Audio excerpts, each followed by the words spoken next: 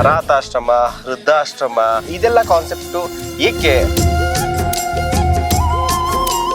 ಆಶ್ರಮ ಮಾಡ್ಲಿಕ್ಕೆ ಹೊರಟಿದ್ದು ಹೆಣ್ಮಕ್ಳಿಗೋಸ್ಕರ ಅಂತ. ಮಕ್ಕಳನ್ನ ಓದಿಸ್ತಾ ಇದ್ದೀನಿ, ಆಶ್ರಯ ಕೊಡ್ತಾ ಇದ್ದೀನಿ. ಎಲ್ಲ ಸೇರಿ ಒಂದು 35 ಜನ ಇದ್ದಾರೆ. ಕಳೆದ 24-25 ವರ್ಷಗಳಿಂದ ಏನು ಮಾಡ್ಕೊಂಡು ಬರ್ತಾ ಇದ್ದೀನಿ, ಹಿಂದಿನ ಶಕ್ತಿ ಶ್ರೀ ನಾಗಬ್ರಹ್ಮನ ಶಕ್ತಿಯೇ. ಮಕ್ಕಳಾಗ್ದಿರೋರ್ಗೆ ಚರ್ಮ ರೋಗ ಇರಬಹುದು, ಪವಾಡ ಸದೃಶವಾಗಿ ನಾಗಬ್ರಹ್ಮ ಈಡೇರಿಸಿದ್ದಾನೆ. ಹುಟ್ಟು ಗೋಶಾಲೆ, ಹಸುಗಳು ಕರುಗಳು ಎಲ್ಲ ಸೇರಿ ಒಂದು 12 ಇವೆ. ಖುಷಿ ಅನ್ಸುತ್ತೆ. ನಾನು ಈ ಗೋಶಾಲೆಗೆ ಬಂದ್ರೆ ಸೇವೆ ಅಂತ ಮಾಡ್ತಾ ಇದ್ದೀನಿ. ಬೇಸಿಗೆಯಲ್ಲಿ ಕೂಡ ನಮ್ಮ ಗೋಶಾಲೆ ಹಸುಗಳಿಗೆ ನಾವು ಹಸಿರು ಮೇವು ಕೊಡ್ತಾ ಇದ್ದೀವಿ. ನವೆಂಬರ್ ಡಿಸೆಂಬರ್ ತನಕನೂ ಹಲಸಿನಕಾಯಿ ಹಣ್ಣು ಸಿಗ್ತಾ ಇರುತ್ತೆ. ಬೆಂಗಳೂರಿನಲ್ಲಿ ಎಲ್ಲಿ ಸಿಗದೆ ಇದ್ರು ನಮ್ಮಲ್ಲಿ ಸಿಗತ್ತೆ. ಇವತ್ತು ನಾಳೆ ಕೊಯ್ದು ಬಿಡ್ತೇವೆ. ಈಗ ಯಾರೋ ಹಲಸಿನಕಾಯಿ ಬೇಕು ಅಂತ ಹೇಳಿದಾರೆ, ಇವತ್ತು ಬರ್ತಾರೆ ಆಶ್ರಮಕ್ಕೆ. ಇದು ಗೋಡಂಬಿ, ಇದಾದ್ರದ್ದು ಹಣ್ಣು. ಬಹುಶಃ ಇದು ಎಳೆ ಗೋಡಂಬಿ, ಇದಕ್ಕೆ ನಾವು ಚೋರೆ ಅಂತ ಹೇಳ್ತೀವಿ. ಸೋಮವಾರ ಪೂಜೆ ಮಾಡ್ತೀವಿ. ಇದು ಮುನೇಶ್ವರಂಗೆ ಪೂಜೆ ಮಾಡಿದಾಗ ನಾವಿಲ್ಲಿ ಹುತ್ತಕ್ಕೂ ಪೂಜೆ ಮಾಡ್ತೀವಿ. ಪ್ರತಿ ವರ್ಷನೂ ಜಂಬು ನೇರಳೆ ಹಣ್ಣು ತುಂಬಾ ಚೆನ್ನಾಗಿ ಕೊಡುತ್ತೆ. ನೇರಳೆ ಹಣ್ಣು ತಿನ್ಬಹುದು ನಮ್ಮ ಆಶ್ರಮಕ್ಕೆ ಬಂದ್ರೆ. ಇದೀಗಿನ ಹಣ್ಣಾಗುತ್ತೆ ಇಟ್ರೆ. ನೋಡ್ಲಿಕ್ಕೆ ಚಿಕ್ಕದಿದ್ರು ತುಂಬಾ ಸಿಹಿ ಇದೆ ನಮ್ಮಲ್ಲಿ. ಸೀಸನ್ ಅಲ್ಲಿ ಬಂದ್ರೆ ಸೀತಾಫಲದ ಹಣ್ಣು ತಿನ್ಬಹುದು ನಮ್ಮ ಆಶ್ರಮಕ್ಕೆ ಬಂದ್ರೆ. ಖರ್ಚನ್ನು ಹೇಗೆ ನಿಭಾಯಿಸ್ತಾ ಇದ್ದೀರಾ? ಸೋರ್ಸ್ ಆಫ್ ಇನ್ಕಮ್ ಹೇಗೆ? ನಾನು ಕೊಂಡ್ಕೊಂಡಿರೋ ಸೈಟ್ಗಳು ಅವೆಲ್ಲ ಇದ್ವು, ಮಾರಾಟ ಮಾಡಿದೆ. ಆ ದುಡ್ಡನ್ನೆಲ್ಲ ಇದಕ್ಕೆ ಹಾಕಿದ್ದೆ. ಸ್ವಲ್ಪ ದಾನಿಗಳ ಫಂಡಿಂಗ್ ಮಾಡೋರ ಸಹಾಯ ಬೇಕು. ದಾನದ ರೂಪದಲ್ಲಿ ನಮ್ಮ ಆಶ್ರಮಕ್ಕೆ ನೀವು ದೇಣಿಗೆ ರೂಪದಲ್ಲಿ ಕೊಡ್ಬೋದು. ಅದು ನಮ್ಮನ್ನು ನಡೆಸಲಿಕ್ಕೆ ಸಹಾಯ ಆಗುತ್ತೆ. ನಮಸ್ಕಾರ. ನ್ಯಾಷನಲ್ ಟಿವಿಯ ಒಂದು ವಿಶೇಷ ಸಂದರ್ಶನ ಕಾರ್ಯಕ್ರಮಕ್ಕೆ ತಮ್ಮೆಲ್ಲರಿಗೂ ಪ್ರೀತಿಯ ಸ್ವಾಗತ. ನಾನು ಶಿವಪ್ರಸಾದ್ ಮಾಗಡಿ. ಇವತ್ತಿನ ನಮ್ಮ ಈ ಒಂದು ವಿಶೇಷ ಸಂದರ್ಶನದಲ್ಲಿ ಒಬ್ಬರು ಮಹಿಳಾ ಸಾಧಕಿಯನ್ನ ನಾನು ನಿಮಗೆ ಪರಿಚಯವನ್ನು ಮಾಡಿಸ್ಕೊಡ್ತಾ ಇದ್ದೀವಿ. ಈಗ ಆಲ್ರೆಡಿ ಸಾಕಷ್ಟು ಸೋಷಿಯಲ್ ಮೀಡಿಯಾದಲ್ಲಿ, ಬೇರೆ ಬೇರೆ ಸೋಷಿಯಲ್ ಮೀಡಿಯಾ ಪ್ಲಾಟ್ಫಾರ್ಮಲ್ಲಿ ಇವರ ಸೇವೆ ಬಗ್ಗೆ ಸಾಕಷ್ಟು ಕಾರ್ಯಕ್ರಮಗಳು ಬಂದಿದೆ. ಆದರೆ ಇವತ್ತಿನ ನಮ್ಮ ಈ ಒಂದು ಸಂದರ್ಶನದಲ್ಲಿ ತುಂಬ ಡೀಟೇಲ್ ಆಗಿ ಯಾರು ಇವ್ರು ಮಾಡ್ತಾ ಇರುವಂಥ ಕೆಲಸಗಳು ಮಾತ್ರ ಗೊತ್ತಿತ್ತು. ಆದರೆ ಇವ್ರು ಯಾರು ಅನ್ನುವಂಥ ಒಂದಷ್ಟು ಮಾಹಿತಿಯನ್ನು ಕೊಡುವಂಥ, ನಿಮಗೆ ಪರಿಚಯ ಮಾಡಿಸ್ಕೊಡುವಂಥ ಕೆಲಸವನ್ನು ಮಾಡ್ತಿದ್ದೀವಿ. ಬೇರೆ ಯಾರು ಅಲ್ಲ, ಪದ್ಮಾ ಕೆ ಭಟ್ ಅವರು. ಶ್ರೀ ನಾಗಬ್ರಹ್ಮ ದೇವಸ್ಥಾನ, ನಾಗದೇವನಹಳ್ಳಿ. ನೀವು ಕೆಂಗೇರಿ ರಿಂಗ್ ರಸ್ತೆಯಲ್ಲಿ ಬಂದರೆ ಆ ಒಂದು ದೇವಸ್ಥಾನ ತುಂಬ ಪ್ರತಿಷ್ಠಿತ, ತುಂಬ ಅಷ್ಟೇ ಒಂದು ಮಹಿಮೆ ಇರುವಂಥ ದೇವಸ್ಥಾನ ಅಂತಾರಲ್ಲ, ಆ ಒಂದು ದೇವಸ್ಥಾನದ ಸಂಸ್ಥಾಪಕರು. ಅಷ್ಟೇ ಅಲ್ಲ, ಶ್ರೀ ಸತ್ಯ ಸಾಯಿ ಮಹಿಳಾ ಚಾರಿಟಬಲ್ ಟ್ರಸ್ಟ್ ಇದೆ. ಅದ್ರ ಜೊತೆಗೆ ಶ್ರೀ ಸತ್ಯ ಭಾರತಿ ಆಶ್ರಮ ಮತ್ತು ವಿದ್ಯಾಲಯದ ಸಂಸ್ಥಾಪಕ ಅಧ್ಯಕ್ಷರು, ಪರಿಸರ ಪ್ರೇಮಿಗಳು ಕೂಡ ಹೌದು. ಪದ್ಮಾ ಕೆ ಭಟ್ ಅವರು ನಮ್ಮ ಜೊತೆಗೆ ಜಾಯ್ನ್ ಆಗ್ತಾ ಇದ್ದಾರೆ. ಮೇಡಮ್ ನಮಸ್ಕಾರ, ಕಾರ್ಯಕ್ರಮಕ್ಕೆ ಸ್ವಾಗತ. ನಮಸ್ಕಾರ.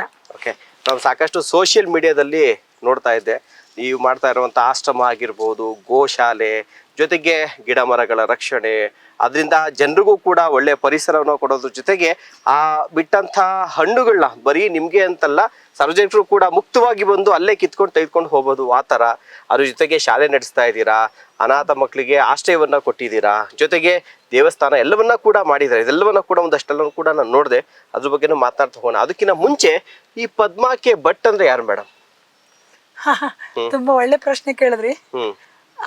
ನಾನು ಮೂಲತಃ ದಕ್ಷಿಣ ಕನ್ನಡದ ಪುತ್ತೂರು ತಾಲೂಕಿನ ಒಂದು ಕಾವು ಅಂತ ಒಂದು ಪುಟ್ಟ ಹಳ್ಳಿಯಲ್ಲಿ ಹುಟ್ಟಿ ಬೆಳೆದಂತವಳು. ಆಮೇಲೆ ಕಾಲೇಜಿಗೆ ಕುಕ್ಕೆ ಸುಬ್ರಹ್ಮಣ್ಯದ ಶ್ರೀ ಸುಬ್ರಹ್ಮಣ್ಯೇಶ್ವರ ಜೂನಿಯರ್ ಕಾಲೇಜು, ಅಲ್ಲಿ ನನ್ನ ದ್ವಿತೀಯ PUC ವಿದ್ಯಾಭ್ಯಾಸ ಅಲ್ಲ ಆಯ್ತು. 2 ವರ್ಷ ದೇವಸ್ಥಾನದ ಪ್ರಸಾದ ಭೋಜನ ಮಾಡ್ತಾ ಇದ್ದೆ. ಬಹುಶಃ ಆವಾಗಿಂದಾನೆ ನಮ್ಮ ಊರಲ್ಲಿ, ಪುತ್ತೂರಲ್ಲಿ, ಸುಳ್ಯದಲ್ಲಿ ಎಲ್ಲ ಕಾಲೇಜುಗಳು ಇದ್ವು.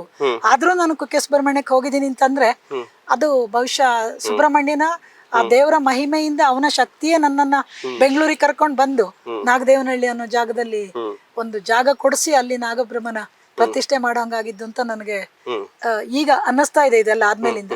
ಹಾಗೆ ನಾನು ಆ ಹಳ್ಳಿಯವಳು. ಆಮೇಲೆ ಮುಂದಕ್ಕೆ ಡಿಪ್ಲೊಮಾ ಮಾಡಿದೆ ಮಂಗಳೂರಲ್ಲಿ, ಕುಕ್ಕೆ ಸುಬ್ರಹ್ಮಣ್ಯದಲ್ಲಿ PUC ಆದ್ಮೇಲೆ ಡಿಪ್ಲೊಮಾ ಮಾಡಿದೆ. ಅಲ್ಲಿಂದ ನೇರವಾಗಿ ಕ್ಯಾಂಪಸ್ ಸೆಲೆಕ್ಷನ್ ಆಯ್ತು ನನಗೆ ಡಿಪ್ಲೊಮಾ ಆದ್ಮೇಲೆ. BHEL ಮೈಸೂರು ರೋಡಲ್ಲಿ BHEL ದೊಡ್ಡ ಸಂಸ್ಥೆ ಕಂಪನಿ ಇದೆಯಲ್ಲ, ಅದರಲ್ಲಿ ಅಪ್ರೆಂಟಿಸ್ಶಿಪ್ ಟ್ರೈನಿಂಗಿಗೆ ಅಂತ ಹೇಳ್ಬಿಟ್ಟು ಬೆಂಗಳೂರಿಗೆ ಬಂದೆ. ಹಾಗೆ ಮೈಸೂರು ರೋಡಲ್ಲಿ ಬಾಪೂಜಿ ನಗರ, ದೀಪಾಂಜಲಿ ನಗರ ಅನ್ನೋ ಜಾಗದಲ್ಲಿ ನಾವೇ ಅವಾಗ ನನ್ನ ಫ್ರೆಂಡ್ಸ್ ಎಲ್ಲ ಸೇರಿ ಒಂದು ರೂಮ್ ಮಾಡ್ಕೊಂಡು ಇಲ್ಲಿ ಟ್ರೈನಿಂಗ್ ಮಾಡಿದಂತವಳು ನಾನು. ಆಮೇಲೆ ಮೋಟ್ವಾನ್ ಪ್ರೈವೇಟ್ ಲಿಮಿಟೆಡ್ ಅಂತ ಅಲ್ಲಿ ಒಂದು 2 ವರ್ಷ ಕೆಲಸ ಮಾಡಿದೆ. ಟ್ರೈನಿಂಗ್ ಆದ್ಮೇಲೆ BHEL ನಮ್ಗೆ ಕೆಲಸ ಸಿಗ್ಬೇಕಾಗಿತ್ತು, ಸಿಗ್ಲಿಲ್ಲ. ಆ ಸಮಯದಲ್ಲಿ ಸ್ಟೇಟ್ ಬ್ಯಾಂಕ್ ಆಫ್ ಇಂಡಿಯಾದವ್ರದ್ದು ಒಂದು ವುಮನ್ ಎಂಟರ್ಪ್ರಿನರ್ಶಿಪ್ ಟ್ರೈನಿಂಗ್, ಮಹಿಳಾ ಉದ್ಯಮಶೀಲತಾ ಇದ್ರದ್ದು ಒಂದು ಪೇಪರ್ಲಿ ಕಾಲ್ ಫಾರ್ ಆಯ್ತು. ಹಾಗೆ ನಮ್ಮ ಸಂಬಂಧಿಕರೊಬ್ರು ಫ್ಯಾಕ್ಟ್ರಿ ನಡೆಸ್ತಾ ಇದ್ರು. ನೀನ್ ಯಾಕೆ ಅದಕ್ಕೊಂದು ಅಪ್ಲೈ ಮಾಡಬಾರದು, ಅದರಲ್ಲಿ ಅವ್ನು ಟ್ರೈನಿಂಗ್ ಕೊಡ್ತಾರೆ, ಆಮೇಲೆ ಬ್ಯಾಂಕಿಂದ ಸಾಲನೂ ಕೊಡ್ತಾರೆ, ಹಾಗಾಗಿ ನೀವು ಒಂದು ಸ್ವಂತ ಉದ್ದಿಮೆ ಶುರು ಮಾಡಬಾರದು ಅಂತ ಹೇಳಿ ಹಾಗೆ ನಾನು SSI ಟ್ರೈನಿಂಗ್, ಮಹಿಳಾ ಉದ್ಯಮಶೀಲತಾ ಟ್ರೈನಿಂಗ್ ಮಾಡಿ ಸ್ಟೇಟ್ ಬ್ಯಾಂಕ್ ಆಫ್ ಇಂಡಿಯಾದಿಂದ ಅವಾಗ ಸಾಲ ತಗೊಂಡು ಒಂದು ಸಣ್ಣ ಕೈಗಾರಿಕೆ ಶುರು ಮಾಡಿದೆ. ನಿಯೋ ಶಾರ್ಪ್ ಇಂಜಿನಿಯರಿಂಗ್ ಟೆಕ್ನಾಲಜೀಸ್ ಅಂತ ಮೈಸೂರು ರೋಡಲ್ಲೇ ಬಾಪೂಜಿ ನಗರದಲ್ಲಿ ಇತ್ತು. ಮತ್ತೆ ನಾಯಂಡಹಳ್ಳಿ ಶಿಫ್ಟ್ ಮಾಡಿ ಅಲ್ಲಿ ಮಾಡ್ತಾ ಇದ್ದೆ ಫ್ಯಾಕ್ಟ್ರಿ. ಹಾಗಾಗಿ ಇದು ನನ್ನ ಅಲ್ಲಿಂದ ಇಲ್ಲಿಗೆ ಬಂದ ಒಂದು ಹಿನ್ನೆಲೆ. ಆದ್ರೆ ಇದ್ರ ಮಧ್ಯೆ ತುಂಬಾ ಜೀವನದಲ್ಲಿ ಹೋರಾಟಗಳು. ಯಾಕಂದ್ರೆ ಒಬ್ಬ ಹೆಣ್ಮಗಳಾಗಿ ನಿಮಗೂ ಗೊತ್ತಿದೆ, ಊರಿಂದ ಊರಿಗೆ ಬಂದಾಗ ಯಾವ ರೀತಿಯ ಒಂದು ಕಷ್ಟಗಳು, ಯಾವ ರೀತಿಯ ಚಾಲೆಂಜಸ್, ಯಾವುದೇ ಬ್ಯಾಕಪ್ ಇಲ್ಲದೆ. ಹಾ ಹೌದು, ನಾನು ಒಂಟಿಯಾಗಿ ಈ ತರ ಮಾಡ್ಬೇಕು ಅಂದ್ರೆ ಸಮಾಜ ಆಗ್ಲಿ ಒಂದು ಇದಾಗ್ಲಿ ಯಾವ ರೀತಿ ಅದಕ್ಕೆ ಅಂದ್ರೆ ಒಳ್ಳೆ ರೀತಿ ನೋಡೋ ಜನಗಳು ಕಮ್ಮಿ. ಹೌದು, ತುಂಬಾ ಅದಕ್ಕೆ ಅಪೋಸ್ ಮಾಡೋರು, ಅಂದ್ರೆ ಮಾಡಬಾರ್ದು ಅಂತ ಅಡ್ಡಿ ಆತಂಕ ಮಾಡೋರೆ ಬಹಳ ಜನ. ಅಂತದ್ರಲ್ಲಿ ಬಹುಶಃ ನಾನು ಹೇಳಿದ್ನಲ್ಲ, ಸುಬ್ರಹ್ಮಣ್ಯನ ಒಂದು ದಯೆ ಈ ಮಟ್ಟಕ್ಕೆ ಬಂದಿದ್ದೀನಿ. ಓಕೆ. ಇನ್ನ ಮೇಡಮ್, ಇವೆಲ್ಲ ಕಾನ್ಸೆಪ್ಟ್ ಈಗ ನೀವ್ ಹೇಳಿದ್ರ ಉದ್ಯಮಶೀಲತೆ ಈ ತರದೆಲ್ಲ ನೀವು ಟ್ರೈನಿಂಗ್, ಸ್ಕಿಲ್ ಡೆವಲಪ್ಮೆಂಟ್ ಇದೆಲ್ಲ ಕೂಡ ಪಡ್ಕೊಂಡ, ಅದೇ ಏಕಾಏಕಿ ದೇವಸ್ಥಾನ, ಗೋಶಾಲೆ, ಅನಾಥಾಶ್ರಮ, ವೃದ್ಧಾಶ್ರಮ, ಜೊತೆಗೆ ಬಡ ಮಕ್ಕಳಿಗೆ ವಿದ್ಯಾಭ್ಯಾಸ, ಅವ್ರಿಗಾಷ್ಟಿಗೆ ಇದೆಲ್ಲ ಕಾನ್ಸೆಪ್ಟು ಏಕೆ ಅಂದ್ರೆ ನಿಮ್ಗೆ ಏನಾದ್ರು ಪರ್ಸನಲ್ ಎಕ್ಸ್ಪೀರಿಯನ್ಸ್ ಆಗಿತ್ತಾ, ಅಥವಾ ಸಮಾಜದಲ್ಲಿ ನಡೀತಾ ಇರುವಂತದ್ದೆಲ್ಲವೂ ಕೂಡ ನೋಡಿ ಏನಾದ್ರು ಕೂಡ ಅದ್ ಮಾಡ್ಬೇಕು ಅಂತ ತಮ್ಗನ್ಸಿತ್ತಾ? ಇದಕ್ಕೆ ನಂಗೆ ಸರಿಯಾದ ರೀತಿಲಿ ಉತ್ತರ ಹೇಳಲಿಕ್ಕೆ ಸ್ವಲ್ಪ ಕಷ್ಟ. ಆದ್ರೂ ಕೂಡ ನಾನು ಬೆಳೆದು ಬಂತದ್ದು, ನಾವು ಬಡ ಕುಟುಂಬ. ನಮ್ ತಂದೆಯವರು ಕೃಷ್ಣ ಭಟ್ ಅಂತ, ಕಾವು ಕೃಷ್ಣ ಭಟ್ ಅಂತ ಹೇಳಿ ನಮ್ ತಂದೆಯವರು ಯಕ್ಷಗಾನ ಕಲಾವಿದರಾಗಿದ್ರು, ಬಣ್ಣದ ವೇಷಧಾರಿಗಳು. ನಮ್ಗೆ ಅವಾಗ ಜಮೀನಿತ್ತು ಆ ಸಂದರ್ಭದಲ್ಲಿ. ಹಾಗಾಗಿ ನಾನು ಏನು ಶಾಲೆಗೆ ಹೋಗಿ ಎಲ್ಲ ಮಾಡ್ತಿದ್ದಾಗ ನನಗೆ ನಮ್ಮ ತಂದೆಯವರು ತುಂಬಾ ಈ ಸಾಂಸ್ಕೃತಿಕ, ಧಾರ್ಮಿಕ ಇದ್ರದ್ದೆಲ್ಲ ಕಥೆಗಳು, ಪೌರಾಣಿಕ ಇದನ್ನೆಲ್ಲ ಹೇಳಿ ಆತರ ಬೆಳೆಸ್ತಾ ಇದ್ರು. ಹಾಗಾಗಿ ನನಗೆ ಬಾಲ್ಯದಿಂದನೇ ಒಂದು ರೀತಿಯ ಕನ್ನಡ ಮತ್ತೆ ಈ ರೀತಿಯ ನಮ್ಮ ಸಂಸ್ಕಾರ ಸಂಸ್ಕೃತಿ ಬಗ್ಗೆ ಒಂದು ತುಂಬಾ ಒಂದು ಅವೇರ್ನೆಸ್, ಒಲವು ಮೂಡಿತ್ತು ಅಲ್ಲಿಂದನೇ. ಹಾಗಾಗಿ ನಾನು ಈಗ ಏನು ಬೆಂಗಳೂರಿಗೆ ಬಂದು ನನ್ಗೆ ಗೊತ್ತಿಲ್ಲ ಏನು ಅಂತ, ನಾ ಬಡತನದ ಕುಟುಂಬ ಅಂತ ಹೇಳಿದೆ. ಹಾಗೆ ನಾನು ಕುಕ್ಕೆ ಸುಬ್ರಹ್ಮಣ್ಯಲ್ಲಿ ಓದಿದಾಗ, ಆಮೇಲೆ ನಾನೇ ದೊಡ್ಡವಳು ನಮ್ಮ ಮನೆಗೆ, ಯಾವುದೇ ರೀತಿಯ ಒಂದು ಹಣಕಾಸಿನ ಇದಿರ್ಲಿಲ್ಲ. ನಮ್ಮ ತಾಯಿ ಕಡೆಯಿಂದ ನಮ್ಮ ಅಜ್ಜಿ ಅವರೆಲ್ಲ ಸಪೋರ್ಟ್ ಮಾಡಿ ನಾನು ಓದಿದಂಥದ್ದು ಆ ಸಮಯದಲ್ಲಿ. ಬೇರೆಯವರು ಸ್ವಲ್ಪ ನಮ್ಮ ಸಂಬಂಧಿಕರು ಬೇರೆಯವರು ಸಹಾಯ ಮಾಡಿದ್ರು. ನನ್ನ ತಂಗಿರು ನಮ್ಮ ಒಂದು ಕೌಟುಂಬಿಕ ಸಮಸ್ಯೆಯಿಂದಾಗಿ ನನ್ನ ತಂಗಿರಿಬ್ರು ಪುತ್ತೂರು ರಾಮಕೃಷ್ಣ ಆಶ್ರಮ ಅನಾಥಾಶ್ರಮದಲ್ಲಿ ಬೆಳೆಯೋಗಾಯ್ತು. ಇನ್ನೊಬ್ಬಳು ತಂಗಿ ನಮ್ಮ ಸಂಬಂಧಿಕರ ಮನೆಯಲ್ಲೇ ಇದ್ದು ಅವಳೊಂಥರ ನಿಗೂಢವಾಗಿ ಅವಳು ತೀರೋಗ್ಬಿಟ್ಲು, ಹೋದ್ಲು. ಹಾಗಾಗಿ ಅದೆಲ್ಲ ನಂಗೊಂಥರ ನೋವು ಒಳಗನೆ ಇತ್ತು. ಹಾಗಾಗಿ ಏನಾರು ಒಂದು ಮಾಡ್ಬೇಕು ಅಂತ ಒಂದು ಮನ್ಸೊಳಗಡೆ ಇತ್ತು ಅನ್ಸುತ್ತೆ. ಅದರಿಂದಾಗಿ ನಾನು ಈ ರೀತಿಯ ಅಂದ್ರೆ ಮುಖ್ಯವಾಗಿ ನಾನು ಆಶ್ರಮ ಮಾಡ್ಲಿಕ್ಕೆ ಹೊರಟಿದ್ದು ಹೆಣ್ಮಕ್ಳಿಗೋಸ್ಕರ ಅಂತ, ಬಡ ಹೆಣ್ಮಕ್ಳಿಗೋಸ್ಕರ. ಅದು ಇವತ್ತಿನ ಪರಿಸ್ಥಿತಿ ಎಲ್ಲ ತುಂಬಾ ಹಿಂದಿಂದನೂ ಇದೆ. ಅದು ಪುಟ್ಟ ಹೆಣ್ಮಕ್ಳನ್ನ ಇಟ್ಕೊಂಡು ತಾಯಿ ಏನೇ ಯಾವುದೇ ರೀತಿ ಗಂಡನ ಅಥವಾ ಯಾವುದೇ ಆಧಾರ ಇಲ್ಲದೆ ಕೆಲ್ಸಕ್ಕೆ ಹೋದಾಗ ಆ ಮಕ್ಕಳನ್ನ ಬಿಟ್ಟು ಹೋಗೋದು. ಈಗಂತೂ ಹಾಗೆ ಯಾವುದೇ ರೀತಿಯ ಸೇಫ್ಟಿ ಇಲ್ಲ. ಚಿಕ್ಕ ಮಕ್ಕಳಿಗೂ ಕೂಡ ಅಪಾಯ. ಹಾಗಾಗಿ ಮಕ್ಕಳಿಗೆ ಒಂದು ಇದು ಕೊಡ್ಬೇಕು, ಏನು ಆಸರೆ ಕೊಡ್ಬೇಕು ಹೆಣ್ಮಕ್ಳಿಗೆ. ಅದು ಅವರಿಗೆ ಒಂದು ಭವಿಷ್ಯ. ನನ್ನ ಇದೇನಂದ್ರೆ, ಚಿಕ್ಕ ವಯಸ್ಸಿನ ಮಕ್ಕಳನ್ನ ಇಟ್ಕೊಂಡು ತಾಯಿ ಕೆಲಸ ಮಾಡ್ಲಿಕ್ಕಾಗಲ್ಲ. SLC ತನಕ ಅವರನ್ನು ಒಂದು ಓದಿಸಿ ಅವ್ರಿಗೊಂದು ಸಾಧ್ಯ ಆದಷ್ಟು ಮಟ್ಟಿಗೆ ಸಪೋರ್ಟ್ ಮಾಡುವ ಎಲ್ಲ ರೀತಿಲಿ, ವಿದ್ಯಾಭ್ಯಾಸ, ಊಟ, ತಿಂಡಿ, ವಸತಿ, ಇಷ್ಟು ನನ್ನ ಇದು. ಅದ್ರ ಜೊತೆಗೆ ತಾಯಿ ಮಕ್ಕಳು, ಈಗ ಹೆಚ್ಚಿನವ್ರು ನಮ್ಮಲ್ಲಿ ಇರೋದು ನಿರಾಶ್ರಿತ ತಾಯಂದಿರು ಮತ್ತೆ ಅವ್ರ ಮಕ್ಕಳು. ಅಂದ್ರೆ ಗಂಡ ಬಿಟ್ಟಿರೋರು ಇರ್ಬೋದು, ಗಂಡ ಸತ್ತೋಗಿರೋರು ಇರ್ಬೋದು, ಆಶ್ರಯ ಇಲ್ಲ. ಮಕ್ಕಳನ್ನ ಓದಿಸ್ತಾ ಇದ್ದೀನಿ. ಆ ತಾಯಂದಿರು ನಮ್ಮ ಆಶ್ರಮದಲ್ಲೇ ಅವ್ರಿಗಾದ ಕೆಲಸ ಮಾಡ್ಕೊಂಡಿದ್ದಾರೆ. ಹಾಗೆ ಇದು ನೋಡ್ಕೊತಾ ಇದ್ದೀನಿ. ವಯಸ್ಸಾದವರು ಇದ್ದಾರೆ ಕೆಲವರು, ವೃದ್ಧಾಶ್ರಮ. ಹಾಗೆ ಇದು ಒಂದಕ್ಕೊಂದು ಸೇರಿ ಬಂದಿದ್ರಿಂದ ಎಲ್ಲಾನು ಮಾಡ್ತಾ ಇದ್ದೆ. ನನ್ನ ಮೂಲ ಉದ್ದೇಶ ಹೆಣ್ಮಕ್ಳಿಗೆ. ಅದ್ರ ಜೊತೆಗೆ ಗಂಡು ಮಕ್ಕಳು ಇದ್ದಾರೆ. ಅಂದ್ರೆ ಈಗ ಅಕ್ಕ ತಮ್ಮ ಈ ತರ ಒಂದೇ ತಾಯಿಯ ಮಕ್ಕಳಾದಾಗ ಅವ್ರನ್ನ ಬೇರೆ ಇದು ಮಾಡ್ಲಿಕ್ಕೆ ಬರೋದಿಲ್ಲ ಅಂತ ಹೇಳ್ಬಿಟ್ಟು ಅವರನ್ನ SLC ತನಕ. ಯಾಕಂದ್ರೆ SLC ಆದ್ಮೇಲೆ ಬೇಕಷ್ಟು ಹಾಸ್ಟೆಲ್ಗಳು ಇವತ್ತು ಬ್ಯಾಕ್ವರ್ಡ್ ಹಾಸ್ಟೆಲ್ಸ್ ಇದೆ. ಬೇರೆ SLC ಆದ್ಮೇಲೆ ಅವ್ರು ಸ್ವಲ್ಪ ಬುದ್ಧಿ ಬರುತ್ತೆ, ಏನಾದ್ರೂ ಒಂದು ಮಾಡ್ಕೊಂಡು ಅವರು ಮುಂದೆ ಹೋಗೋಷ್ಟು ಆಗತ್ತೆ. ಚಿಕ್ಕ ಮಕ್ಕಳಿಗೆ ಯಾವುದೇ ರೀತಿಯ ಒಂದು ಎಲ್ಲೂ ಇಲ್ಲ ಇವತ್ತಿನ ಇದ್ರಲ್ಲಿ. ಮತ್ತೆ ಎಷ್ಟು ಜನ ಮಕ್ಕಳಿದ್ದಾರೆ ಮೇಡಮ್ ಈಗ? ಎಲ್ಲಿವರೆಗೂ ಇಲ್ಲಿ ಎಜುಕೇಶನ್ ಎಲ್ಲಿವರೆಗೂ ಅವಕಾಶ ಇದೆ? ಮತ್ತೆ ಎಷ್ಟು ಜನ ಮಕ್ಕಳು ಪ್ರೆಸೆಂಟ್ ಇವಾಗ ಓದ್ತಾ ಇದ್ದಾರೆ? ಈಗ ನಮ್ಮಲ್ಲಿ ಈಗ ಸದ್ಯಕ್ಕೆ 1ರಿಂದ 5ನೇ ಕ್ಲಾಸ್ ಕನ್ನಡ ಮೀಡಿಯಂ ಶಾಲೆ. ಯಾಕಂದ್ರೆ ಇಲ್ಲಿ ಹೊರಗಡೆ ಹೋಗ್ಲಿಕ್ಕೆ ಆಗಲ್ಲ. ಇದು ನಾನು 15 ವರ್ಷಗಳ ಹಿಂದೆ ಇಲ್ಲಿಗೆ ನಾಗದೇವನಹಳ್ಳಿ ಇದ್ದಿದ್ದು ಮುಂಚೆ. ಅಲ್ಲಿದ್ದಾಗ ಅಲ್ಲಿ ಗೊಲ್ರಟ್ಟಿ ಶಾಲೆ ಇತ್ತು, ಅಲ್ಲಿ ಕಳಿಸ್ತಾ ಇದ್ದೆ. ಇಲ್ಲಿ ಬಂದ ಮೇಲಿಂದ ಇವಾಗ ಶಾಲೆ ಇಲ್ಲೇ ಬೇಕು ಅಂದ್ರೆ ಚಿಕ್ಕ ಮಕ್ಕಳನ್ನ ಆಚೆ ಕಳಿಸ್ಲಿಕ್ಕೆ ಆಗಲ್ಲ ಅಂತ ನಮ್ಮ ಆಶ್ರಮದಲ್ಲಿರೋ ತಾಯಂದಿರ ಮಕ್ಕಳಿಗೆ ಮತ್ತೆ ಪಕ್ಕದಲ್ಲಿ ಕೆಲವರು ತುಂಬಾ ಬಡ ಕುಟುಂಬದ ಮಕ್ಕಳು ಬಂದು ಓದ್ತಾ ಇದ್ದಾರೆ. 20 ಮಕ್ಕಳಿದ್ದಾರೆ ಟೋಟಲ್ ಆಗಿ. ಮುಂಚೆ ಒಂದು 80-100 ಮಕ್ಕಳ ತನಕ ಇದ್ರು ನಾಗದೇವಹಳ್ಳಿಲಿ ಇದ್ದಾಗ. ಕರೋನಾ ಬಂದ ಮೇಲಿಂದ ಸ್ವಲ್ಪ ಇದು ಕಮ್ಮಿ ಆಯ್ತು. ಮತ್ತೆ ನಾನು ತುಂಬಾ ಅದನ್ನ ಇದು ಜಾಸ್ತಿ ಮಕ್ಕಳ ವಿಷಯಕ್ಕೆ ಇದು ಮಾಡ್ಲಿಕ್ಕೆ ಹೋಗ್ಲಿಲ್ಲ. ಯಾರ್ಯಾರು ರೆಫರೆನ್ಸ್ ಅಲ್ಲಿ ಗೊತ್ತಿರೋರ ಮೂಲಕ ತಾಯಿ ಮಕ್ಕಳು ಬಂದು ಸೇರ್ಕೋತಾರೋ ಅಂತವ್ರಿಗೆ ಆಶ್ರಯ ಕೊಡ್ತಾ ಇದ್ದೀನಿ. ಎಲ್ಲ ಸೇರಿ ಒಂದು 35 ಜನ ಇದ್ದಾರೆ, ವಯಸ್ಸಾದವರು, ತಾಯಂದ್ರು, ಮಕ್ಕಳು ಎಲ್ಲ ಸೇರಿ. ಅದ್ರ ಜೊತೆಗೆ ಗೋಶಾಲೆ ಮುಂಚಿಂದಾನೆ ನನಗದು. ಗೋಶಾಲೆ ಹೇಗಂದ್ರೆ ನಾವೆಲ್ಲ ಹುಟ್ಟಿ ಬೆಳೆದಾಗ್ಲೇ ಹಸುಗಳ ಜೊತೆನೆ ಒಡನಾಡ್ಕೊಂಡು ಬೆಳೆದವರು. ಹಾಗೆ ಗೋಸೇವೆ ಮಾಡ್ಬೇಕು ಅಂತ ಒಂದು ಆಸಕ್ತಿ ಇತ್ತು. ಹಾಗಾಗಿ ಅದೇ ಸಮಯಕ್ಕೆ ನಮ್ಗೆ ಯಾರೋ ಮಠದ ಕಡೆಯಿಂದ ಗೊತ್ತಿರೋ ಒಬ್ರು ಲೇಡಿ ಅವರು ಈ ತರ ಹಸುಗಳನ್ನ ಕೊಟ್ರು. ಹಾಗಾಗಿ ಗೋಸೇವೆ ಅಂತ ಮಾಡ್ತಾ ಇದ್ದೀನಿ. ಅದು ದೇಶಿ ತಳಿ ಹಸುಗಳನ್ನ ಮಾತ್ರ, ಹಾಲಿಗೋಸ್ಕರ ಅಲ್ಲ, ಇದು ಸೇವೆ ಅಂತ ಮಾಡ್ತಾ ಇದ್ದೀನಿ ನಾನು. ಗೋ ಪೂಜೆ ಮಾಡೋದು ಒಳ್ಳೇದು ಅಂತ. ಮೇಡಮ್, ಈಗ ಪದ್ಮಾ ಕೆ ಭಟ್ ಅವರು ಅವ್ರ ಬಗ್ಗೆ ಎಲ್ಲಾ ವಿಚಾರಗಳನ್ನ ತಿಳಿಸಿದ್ರು. ಇದೆಲ್ಲೂ ಕೂಡ ಅವರೆಲ್ಲೂ ರಿವೀಲ್ ಮಾಡಿ ನನಗೆ ಗೊತ್ತಿರೋ ಹಾಗೆ. ಬಟ್ ಸಾಕಷ್ಟು ಜೀವನದಲ್ಲಿ ಎಲ್ಲಾ ರೀತಿಯ ಕಷ್ಟವನ್ನು ನೋಡಿದ್ದಾರೆ. ಬಹುಶಃ ಆ ಒಂದು ಕಷ್ಟವೇ ಇನ್ನೊಂದಷ್ಟು ಕಷ್ಟವನ್ನ ತೆಗೆದುಕೊಂಡು ಕಷ್ಟದಲ್ಲಿ ಇರೋಂಥವ್ರಿಗೆ ಒಂದು ಸಹಾಯ ಮಾಡಬೇಕು ಉದ್ದೇಶಕ್ಕೋಸ್ಕರ ಈ ಒಂದು ಚಿಕ್ಕ ಒಂದು ಸಮಾಜ ಸೇವೆಯ ಸಾಮ್ರಾಜ್ಯವನ್ನ ಕಟ್ಟಿದ್ದಾರೆ. ಇದು ದೊಡ್ಡ ಮಟ್ಟಿಗೆ ಬೆಳಿಬೇಕು ಅನ್ನುವಂಥದ್ದು ನಮ್ಮ ಆಶಯ ಕೂಡ. ಮೇಡಮ್, ಈಗ ತಾವೇ ತಮ್ಮ ದೇವಸ್ಥಾನ ಆಗಿರ್ಬೋದು, ಜೊತೆಗೆ ಗೋಶಾಲೆ ಆಗಿರ್ಬೋದು, ಜೊತೆಗೆ ಆಶ್ರಮ ಆಗಿರ್ಬೋದು, ಶಾಲಾ ಮಕ್ಕಳಿಗೆ ಊಟದ ವ್ಯವಸ್ಥೆ ಆಗಿರ್ಬೋದು, ಬಹಳ ಪ್ರಮುಖವಾಗಿ ನಿಮ್ಮ ಒಂದು ಈ ಆಶ್ರಮದ ಆವರಣದಲ್ಲಿ ಏನ್ 4 ಎಕರೆ ಜಾಗ ಇದೆ, ಇಲ್ಲಿ ಬೆಳೆದಿರೋ ಪ್ರತಿಯೊಂದು ಗಿಡ ಮರಗಳು, ಯಾವ್ಯಾವ ಫ್ರೂಟ್ಸ್ ಇದೆ ಎಲ್ಲವನ್ನ ಕೂಡ ಈಗ ಸ್ವತಃ ಪದ್ಮಾ ಮೇಡಮ್ ಅವರೇ ಎಕ್ಸ್ಪ್ಲೇನ್ ಮಾಡ್ತಾರೆ. ಮಾಡ್ಬೋದಾ ಮೇಡಮ್? ಖಂಡಿತ ಮಾಡ್ಬೋದು. ಓಕೆ. ಹಾಗೆ ನಾನು ಇಲ್ಲಿ ಈ ಜಾಗ ಕೊಂಡ್ಕೊಂಡಾಗ್ಲೇನೆ 2002ರಲ್ಲಿ ಕೊಂಡ್ಕೊಂಡಾಗ್ಲೇ ಹಲಸಿನ ಮರಗಳಿದ್ವು, ದೊಡ್ಡ ಮರಗಳು, ಆಮೇಲೆ ತೆಂಗಿನ ಮರಗಳಿದ್ವು. ಆಮೇಲೆ ಅವ್ರು ಬೇಸಾಯ ಮಾಡ್ತಾ ಇದ್ರು ಅವಾಗ. ಮತ್ತೆ ನಾನು ಕೊಂಡ್ಕೊಂಡ ಮೇಲಿಂದ ಈಗ 2010ರಲ್ಲಿ ಅಂತಾರಾಷ್ಟ್ರೀಯ ಹಲಸು ಮೇಳ ಆಯಿತು GKVKನಲ್ಲಿ, ಶ್ರೀ ಪಡ್ರೆ ಅವರ ನೇತೃತ್ವದಲ್ಲಿ. ನಂಗೆ ಹಲಸು ಅಂದರೆ ತುಂಬ ಇಷ್ಟ. ಹಾಗಾಗಿ ಅದರಿಂದ ಒಂದು ಪ್ರೇರಣೆ ತಗೊಂಡು ನಾನು ಹಲಸಿನ ತೋಟ ಮಾಡಿದ್ದೀನಿ. ಆಮೇಲೆ ತೆಂಗಿನ ಗಿಡಗಳನ್ನ ಮತ್ತೆ ಹಾಕಿಸ್ದೆ ನಾನು ತಗೊಂಡ್ಮೇಲಿಂದ. ಹಳೆ ತೆಂಗಿನ ಮರಗಳು ಇವೆ, ಒಂದು 30ರಷ್ಟಿದೆ. ಆಮೇಲೆ ಒಂದು 50-60 ಬಹುಶಃ ಸಣ್ಣ ಇದು ಮರಗಳಿವೆ. ನನಗೆ ಲೆಕ್ಕ ಇವಾಗ ಅಷ್ಟು ಜ್ಞಾಪಕ ಇಲ್ಲ. ಹಲಸು ಒಂದು 200 ಹಾಕಿದ್ದೀನಿ, ಅದರಲ್ಲಿ ಈಗ ಒಂದು 60 ಇದೆ. ಉಳಿದಿದ್ದೆಲ್ಲ ಸುಮಾರು ಸತ್ತು ಹೋಗಿದೆ. ಅದೆಲ್ಲ ಇದು ಗಮ್ಲೆಸ್ಸು ಮತ್ತು ಹೈದ್ರಾಬಾದಿಂದ ತರಿಸಿದ್ದು. ಆಮೇಲೆ ಬೇಕಾದಷ್ಟು ನೇರಳೆ ಗಿಡ ಇದೆ, ಮಾವಿನ ಗಿಡಗಳಿವೆ.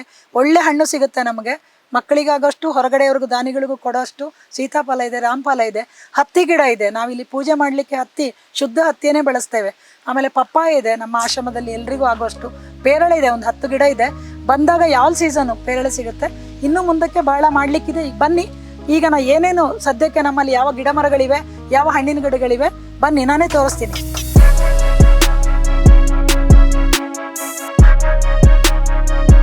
ನಾಗಬ್ರಹ್ಮ ದೇವಸ್ಥಾನದ ದೇವ್ರ ಸನ್ನಿಧಿಲಿದ್ದೀನಿ. ಈ ನಾಗಬ್ರಹ್ಮ ದೇವರ ಪ್ರತಿಷ್ಠೆ 2002 ಮೇ 26, ಅಂದರೆ ಅದು ನನ್ನ ಜನ್ಮ ನಕ್ಷತ್ರ. ವೈಯಕ್ತಿಕವಾಗಿ ಪ್ರತಿಷ್ಠೆ ಮಾಡೋಂಗಾಯಿತು. ಇಲ್ಲಿ ಒಂದು ಫ್ಯಾಕ್ಟ್ರಿ ಮತ್ತು ಬಡ ಮಕ್ಕಳ ಅನಾಥಾಶ್ರಮ ಎಲ್ಲ ಮಾಡಬೇಕು ಅಂತ ಹೇಳೋ ಉದ್ದೇಶಕ್ಕೋಸ್ಕರ ಕಟ್ಟಕ್ಕೆ ಹೊರಟಾಗ ವಾಚ್ಮ್ಯಾನ್ ಶೆಡ್ಡಲ್ಲಿ ನಾಗರಾವ್ ಬಂದು ಎಡೆ ಇಟ್ಕೊಂಡು ನಿಂತಿದ್ದು ಬಹುಶಃ 98ರಲ್ಲಿ. ಆಮೇಲೆ ಅದರ ಮುಂದೆ ಹಾಲಿಟ್ಟು ಪ್ರಾರ್ಥನೆ ಮಾಡಿದ್ವಿ, ಏನೇ ದೋಷ ಇದ್ದರೂ ನಿವಾರಣೆ ಮಾಡಪ್ಪ, ಏನು ಮಾಡಬೇಡ ಅಂತ. ಆಮೇಲೆ ಮತ್ತು ಪ್ರಶ್ನೆ ಇಟ್ಟಾಗ, ನನ್ನ ಬ್ರದರ್ ಕೂಡ ಊರಲ್ಲಿ ಆಸ್ಟ್ರಾಲಜರು, ಪ್ರಶ್ನೆ ಇಟ್ಟಾಗ ಏನು ಕಂಡು ಬಂತು ಅಂದರೆ ಇದು ನಾಗದೇವ್ರದ್ದೇ ಜಾಗ, ಹೆಸರೇ ನಾಗದೇವನಹಳ್ಳಿ ಅಂತ. ಹಾಗಾಗಿ ಇಲ್ಲಿ ಒಂದು ನಾಗನ ಪ್ರತಿಷ್ಠೆ ಆಗಬೇಕು, ಇದು ಬೇರೆ ಯಾವ ಕಮರ್ಷಿಯಲ್ ಈ ರೀತಿಯ ಒಂದು ಉದ್ದೇಶಕ್ಕೆ ಸರಿಯಾದ ಜಾಗ ಅಲ್ಲ ಅಂತ. ಹಾಗಾಗಿ ಪ್ರಶ್ನೆ ಇಟ್ಟು ಕೇರಳ ಮತ್ತು ನಮ್ಮ ದಕ್ಷಿಣ ಕನ್ನಡದ ಒಂದು ತಾಂತ್ರಿಕ ವಿಧಾನದಲ್ಲಿ ನಾಗಬ್ರಹ್ಮ ದೇವರ ಪ್ರತಿಷ್ಠೆ ಮಾಡಿಸಿದ್ದು 2002ರಲ್ಲಿ. ಅದು ವೈಯಕ್ತಿಕವಾಗಿ, ಯಾವುದೇ ಕಾರಣಕ್ಕೂ ಇದನ್ನು ಸಾರ್ವಜನಿಕ ದೇವಸ್ಥಾನ ಅನ್ನೋ ಉದ್ದೇಶಕ್ಕೆ ಮಾಡಿದ್ದಲ್ಲ. ಆದರೆ ಇದು ಅಪಾರವಾದ ಒಂದು ಶಕ್ತಿ ಇರುವಂಥ ಜಾಗ. ಆ ದಿನ ಪ್ರತಿಷ್ಠೆ ದಿನ ಮಳೆ ಬಂದು ಕೊಚ್ಕೊಂಡು ಹೋಗಿದ್ದಕ್ಕೆ ಮೂಲತಃ ಇಷ್ಟೇ ಪ್ರಾಕಾರ ಇದ್ದಿದ್ದು. ಆಮೇಲೆ ಇದು ಹಂಚಿನ ಮಾಡು ಇದೆಲ್ಲ ಮತ್ತೆ ದೇವರು ಮಾಡಿಸ್ಕೊಂಡಿದ್ದು. ಪ್ರತಿಯೊಂದು ಆಯಾ ಸಂದರ್ಭಕ್ಕೆ ಒಂದು ಪ್ರೇರಣೆ ಕೊಟ್ಟು ಇದು ದೇವರು ಮಾಡಿಸ್ಕೊಂಡಿದ್ದು. ಹಾಗಾಗಿ ಇಲ್ಲಿಗೆ ಸಾವಿರಾರು ಜನ ಭಕ್ತಾದಿಗಳು ಇವತ್ತು ಬರೋಹಾಗಿದ್ದು. ತುಂಬ ಜನಕ್ಕೆ ಅವರೇನೇನು ಅಂದ್ಕೊಂಡಿದ್ದಾರೋ ಅದರೆಲ್ಲ ಒಳ್ಳೆಯದಾಗ್ತಾ ಇದೆ. ಅದಕ್ಕಿಂತ ಹೆಚ್ಚು ನನಗೆ ನನಗೆ ಒಳ್ಳೆಯದಾಗಿದೆ. ನಾನು ಇಲ್ಲಿವರೆಗೆ ಈ ಆಶ್ರಮ ನಡೆಸ್ಕೊಂಡು ಇಲ್ಲಿವರೆಗೆ ಕಳೆದ 24-25 ವರ್ಷಗಳಿಂದ ಏನು ಮಾಡ್ಕೊಂಡು ಬರ್ತಾ ಇದ್ದೀನಿ, ಅದರ ಒಂದು ಬೆನ್ನೆಲುಬು ನನಗೆ ಹಿಂದಿನ ಶಕ್ತಿ ಶ್ರೀ ನಾಗಬ್ರಹ್ಮನ ಶಕ್ತಿಯೇ. ಎಲ್ರಿಗೂ ಒಳ್ಳೆಯದಾಗಲಿ ಅಂತ ಕೇಳ್ಕೊತೀನಿ.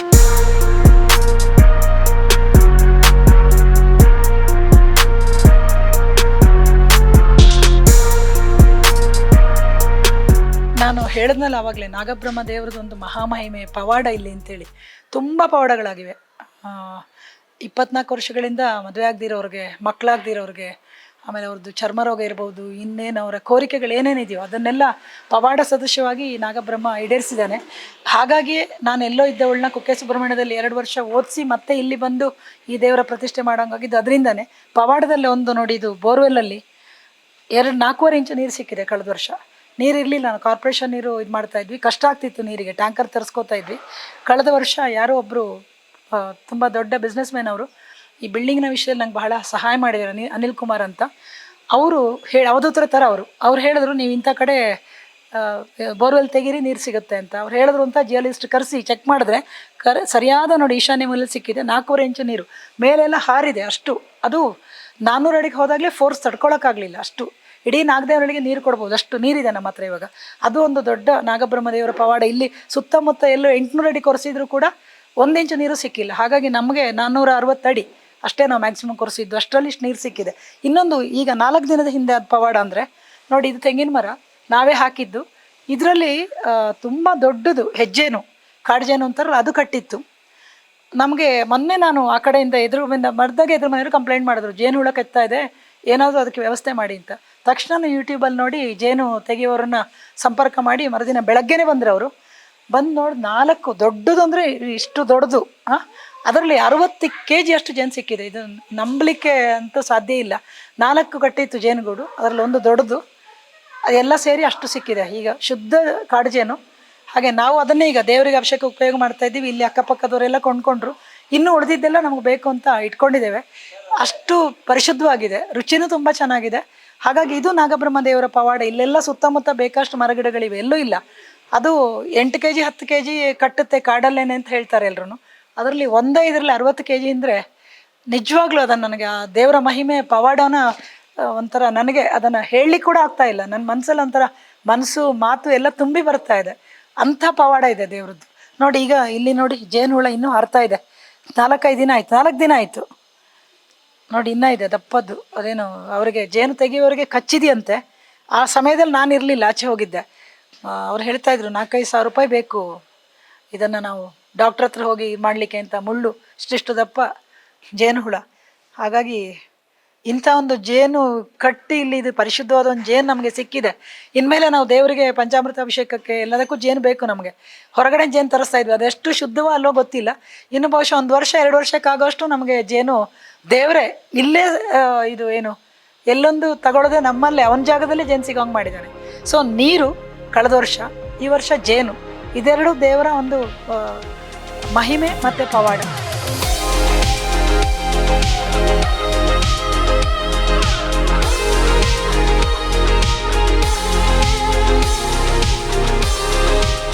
ನೋಡಿ, ಇದು ಹುಲ್ಲು ನೇಪಿಯರ್ ಅಂತ ನಮ್ಮ ಗೋಶಾಲೆಯಲ್ಲಿರೋ ಹಸುಗಳಿಗೋಸ್ಕರ ಬೆಳೆದಿದ್ದು. ಈಗ ನಾನು ಜನವರಿನಲ್ಲಿ ಹಾಕ್ಸಿರೋದು. ಇದು ಸ್ಪ್ರಿಂಕ್ಲರ್ ಹಾಕ್ಸಿ ನೋಡಿ, ಎಲ್ಲ ಕಡೆ ಅಲ್ಲಿ ನೀರೆಲ್ಲ ಕಾರಂಜಿ ಥರ ಹರಿತಾ ಇದೆಯಲ್ಲ, ಹಾಗಾಗಿ ಇಷ್ಟು ಹಸಿರಾಗಿದೆ. ಹಾಗಾಗಿ ಇಷ್ಟು ಬೇಸಿಗೆಯಲ್ಲಿ ಕೂಡ ನಮ್ಮ ಗೋಶಾಲೆಯಲ್ಲಿರೋ ಹಸುಗಳಿಗೆ ನಾವು ಹಸಿರು ಮೇವು ಕೊಡ್ತಾ ಇದ್ದೀವಿ. ಬೇರೆ ಎಲ್ಲ ಕಡೆನೂ ಸಿಗ್ತಾ ಇಲ್ಲ, ಒಣಮೇವು ಇದೆ, ಅದು ಸಾಕಾಗ್ತಾ ಇಲ್ಲ.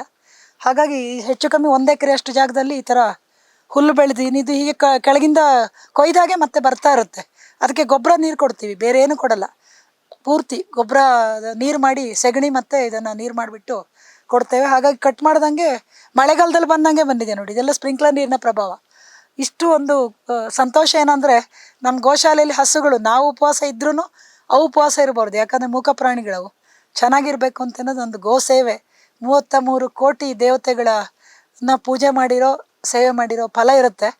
ಹಾಗಾಗಿ ಗೋಶಾಲೆ ಹಸುಗಳಿಗೋಸ್ಕರ, ಅದು ಎಲ್ಲ ದೇಶಿ ತಳಿ ಹಸುಗಳೇ, 12 ಈಗ ಕರುಗಳು ಸೇರಿ. ಎಲ್ಲ ಮಲೆನಾಡು ಗಿಡ್ಡ, ಒಂದು ಮಾತ್ರ ಹಳ್ಳಿ ಕಾರಿದೆ. ಹಾಗೆ ಅದಕ್ಕೋಸ್ಕರ ಇದಿಷ್ಟು ಹುಲ್ಲು ಹಾಕ್ಸಿರೋದು ನೋಡಿ. ತುಂಬ ಚೆನ್ನಾಗಿ ಬಂದಿದೆ ಹುಲ್ಲು ನೋಡಿ. ಇದಿಷ್ಟು ಹೈಟು, ಇನ್ನೂ ಹೈಟ್ ಆಗುತ್ತೆ ಇದಕ್ಕೆ ಬಿಟ್ಟರೆ. ಈಗ ನಾವು ಒಂದು ಕಡೆಯಿಂದ ಕಟ್ ಮಾಡ್ಕೊಂಡು ಬಂದ ಹಾಗೇನೆ ಮತ್ತೆ ಈ ಕಡೆಯಿಂದ ಬೆಳೀತಾ ಇರುತ್ತೆ.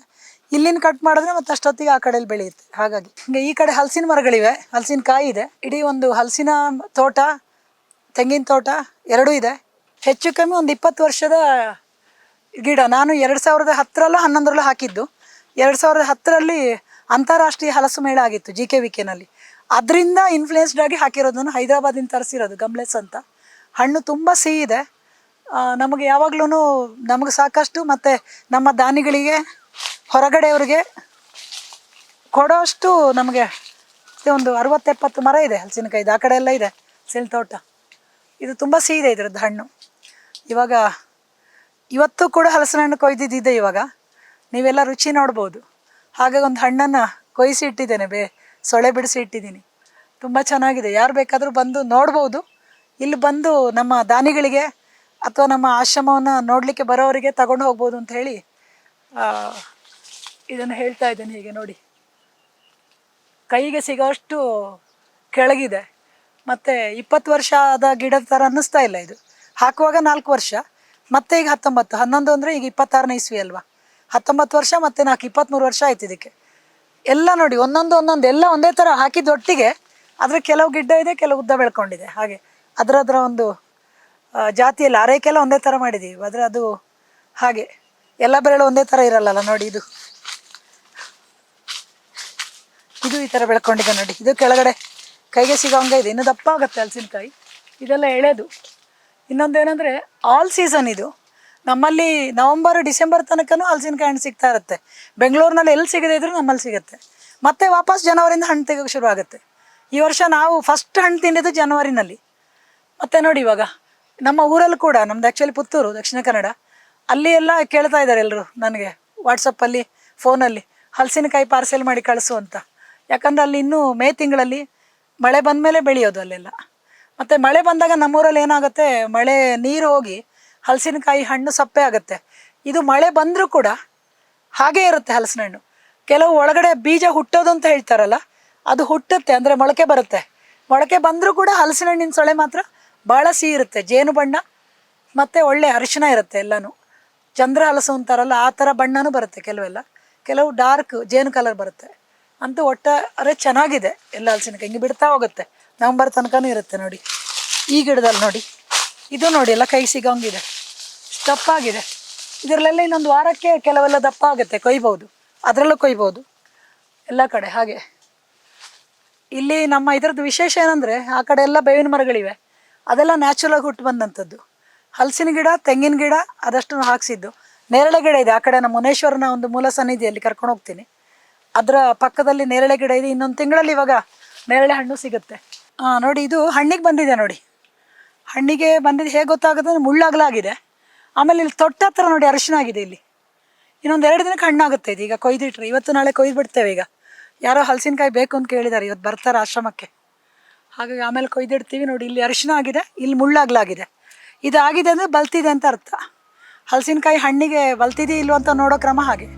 ಮುಳ್ಳಾಗಲಾಗುತ್ತೆ. ತೊಟ್ಟತ್ರ ಬಣ್ಣ ಸ್ವಲ್ಪ ಬಾಡ್ದಂಗೆ ಕಲರ್ ಚೇಂಜ್ ಆಗುತ್ತೆ ನೋಡಿ. ಅರಿಶಿನ ಬಣ್ಣ ಇದೆ ನೋಡಿ ತೊಟ್ಟಲ್ಲಿ, ಕಾಣ್ತಿದ್ಯಾ? ಇದು ಹಂಗೆ ಕೈಗೆ ಸಿಗೋ ಹಂಗೆ ಇದೆ.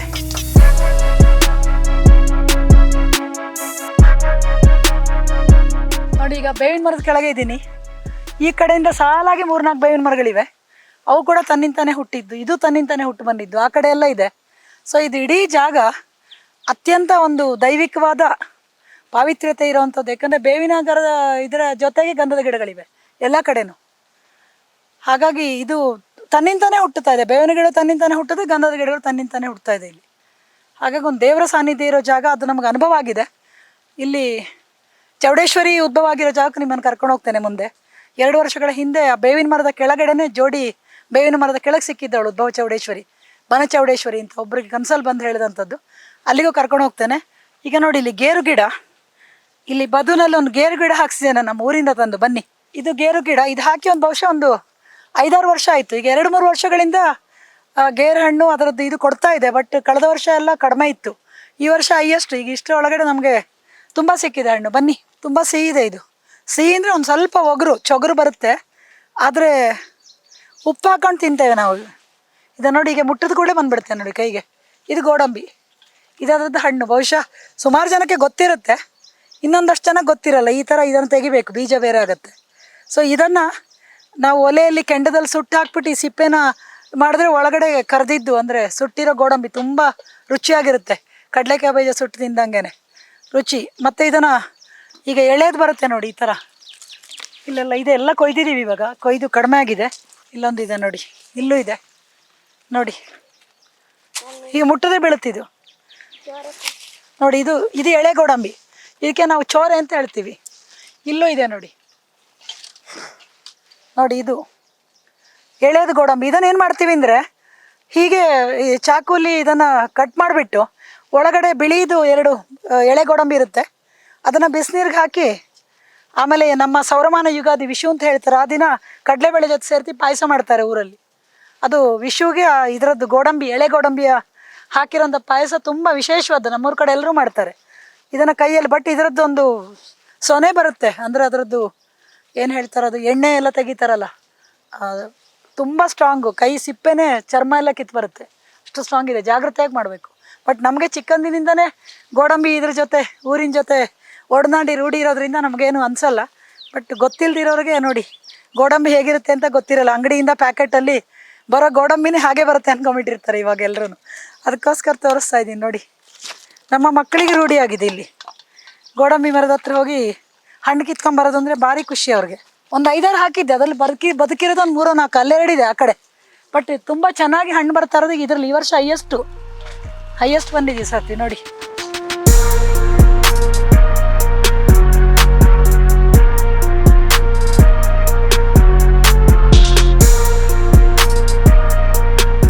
ಮಾವಿನ ಮರ ನೋಡಿ, ಆ್ಯಕ್ಚುಲಿ ಇದನ್ನು ಮುನೇಶ್ವರನ ಮರ ಅಂತಲೇ ನಾವು ಹೇಳ್ತಾ ಇರೋದು.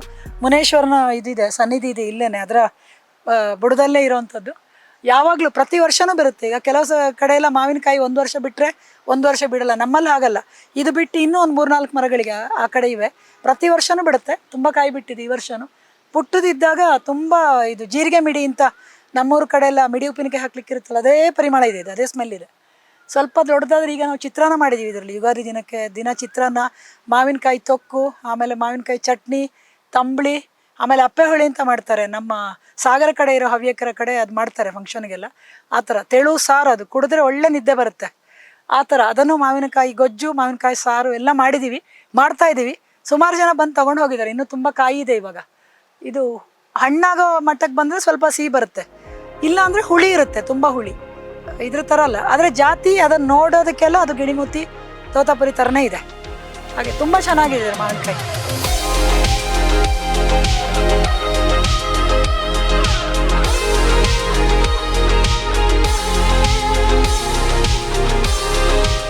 ಇದು ಮುನೇಶ್ವರ ಅಂತ ನಾವು ಪೂಜೆ ಮಾಡ್ತಾ ಇದ್ವಿ. ಯಾಕಂದ್ರೆ ನಾನು ಈ ಜಾಗ ಕೊಂಡ್ಕೊಂಡಾಗಿಂದ ಇಲ್ಲೇ ಇತ್ತದು, ಇಲ್ಲಿ ಕೆಳಗಡೆ. ಅಂದರೆ ಇದು ಕಟ್ಟೆ ಈಗ ಇತ್ತೀಚೆಗೆ ಮಾಡಿಸಿದ್ದು. ಮುಂಚೆ ಬರೀ ನೆಲದಲ್ಲಿ ಇಟ್ಟಿಗೆ ಇಟ್ಟು ಮಧ್ಯದಲ್ಲಿ ಇಟ್ಟು ಇದೇ ಜಾಗದಲ್ಲಿ ಕೆಳಗಡೆ ನೆಲದಲ್ಲಿ ಇಟ್ಟು ಪೂಜೆ ಮಾಡ್ತಿದ್ವಿ. ನೋಡಿ ಆ ಕಲ್ಲು ಈಶ್ವರನ ಲಿಂಗದ ಹಾಗೆ ಇದೆ. ಹಾಗಾಗಿ ನಮಗವರು ತಗೊಂಡಾಗ ಜಾಗದವರು ಪೂಜೆ ಮಾಡ್ತಿದ್ರಂತೆ, ವರ್ಷಕ್ಕೊಮ್ಮೆ ಪೂಜೆ ಮಾಡಿ ಎಲ್ಲರನ್ನು ಕರೆದು ಊಟ ಹಾಕ್ಸ್ತಾ ಇದ್ರಂತೆ. ಅವರೆಲ್ಲ ನಾನ್ ವೆಜ್ ಊಟ ಹಾಕ್ಸ್ತಾ ಇದ್ರು, ಬಟ್ ನಾವು ಪ್ಯೂರ್ ವೆಜ್ಜು. ಹಾಗಾಗಿ ನಮಗೆ ಕಂಡ ಮೇಲಿಂದ ಪ್ರಶ್ನೆಯಲ್ಲೂ ಕಾಣ್ತು ಏನಂದರೆ ಪ್ರತಿ ಇದಕ್ಕೆ ರೆಗ್ಯುಲರ್ಗೆ ಅಮಾವಾಸ್ಯೆಗೆ ಪೂಜೆ ಮಾಡಬೇಕು ಅಂತ. ಹಾಗಾಗಿ ಸೋಮವಾರ ಪೂಜೆ ಮಾಡ್ತೀವಿ. ಅದು ನಮ್ಮ ಇದು ಇಲ್ಲಿ ಮುನೇಶ್ವರನ ಮೂಲ ಇರೋದ್ರಿಂದ. ಆಮೇಲೆ ಅಮಾವಾಸ್ಯೆಗೆ ಮಾಡ್ತೀವಿ, ಕಾಯಿ ಹೊಡೆದು ಹಣ್ಣು ಕಾಯಿ ಮಾಡಿ. ಮತ್ತು ಕಾರ್ತಿಕ 4ನೇ ಸೋಮವಾರ ಕಾರ್ತಿಕ ಮಾಸದ್ದು ಆ ದಿನ ವಿಶೇಷವಾಗಿ ಚಿತ್ರಾನ್ನ ಮತ್ತು ಬೆಲ್ದನ್ನ ಎಲ್ಲ ಮಾಡಿಬಿಟ್ಟು ಇಲ್ಲೇ ನೋಡಿ ಎದುರುಗಡೆನೇ ಜಾಗ ಎಲ್ಲ ಕ್ಲೀನ್ ಮಾಡಿದ್ದೀವಲ್ಲ, ಇಲ್ಲೇ ಮಕ್ಕಳಿಗೆ ನಮ್ಮ ಆಶ್ರಮದವರಿಗೆಲ್ಲ ಇಲ್ಲೇ ಬೆಳಗಿನ ಉಪಹಾರ ದೇವರಿಗೆ ನೈವೇದ್ಯ ಮಾಡಿಬಿಟ್ಟು ಇಲ್ಲೇ ತೋಟದಲ್ಲಿ ಊಟ ಅಂತ ಒಂದು ಇದೆಯಲ್ಲ, ಆ ರೀತಿಲಿ ಒಂದು ಮಾಡ್ತಾಯಿದ್ದೀವಿ. ಹಾಗಾಗಿ ಈ ಮುನೇಶ್ವರನ್ ಈ ಜಾಗ ಕಾಯೋನವನು ಇಲ್ಲಿ ಹುತ್ತ ಇದೆ ನೋಡಿ, ತುಂಬ ಹುತ್ತ. ಅದಾಗಿ ಇಷ್ಟೇ ಇತ್ತು ಮುಂಚೆ, ಈಗ ಅಷ್ಟೇ ಎಕ್ಸ್ಪ್ಯಾಂಡ್ ಆಗಿದೆ.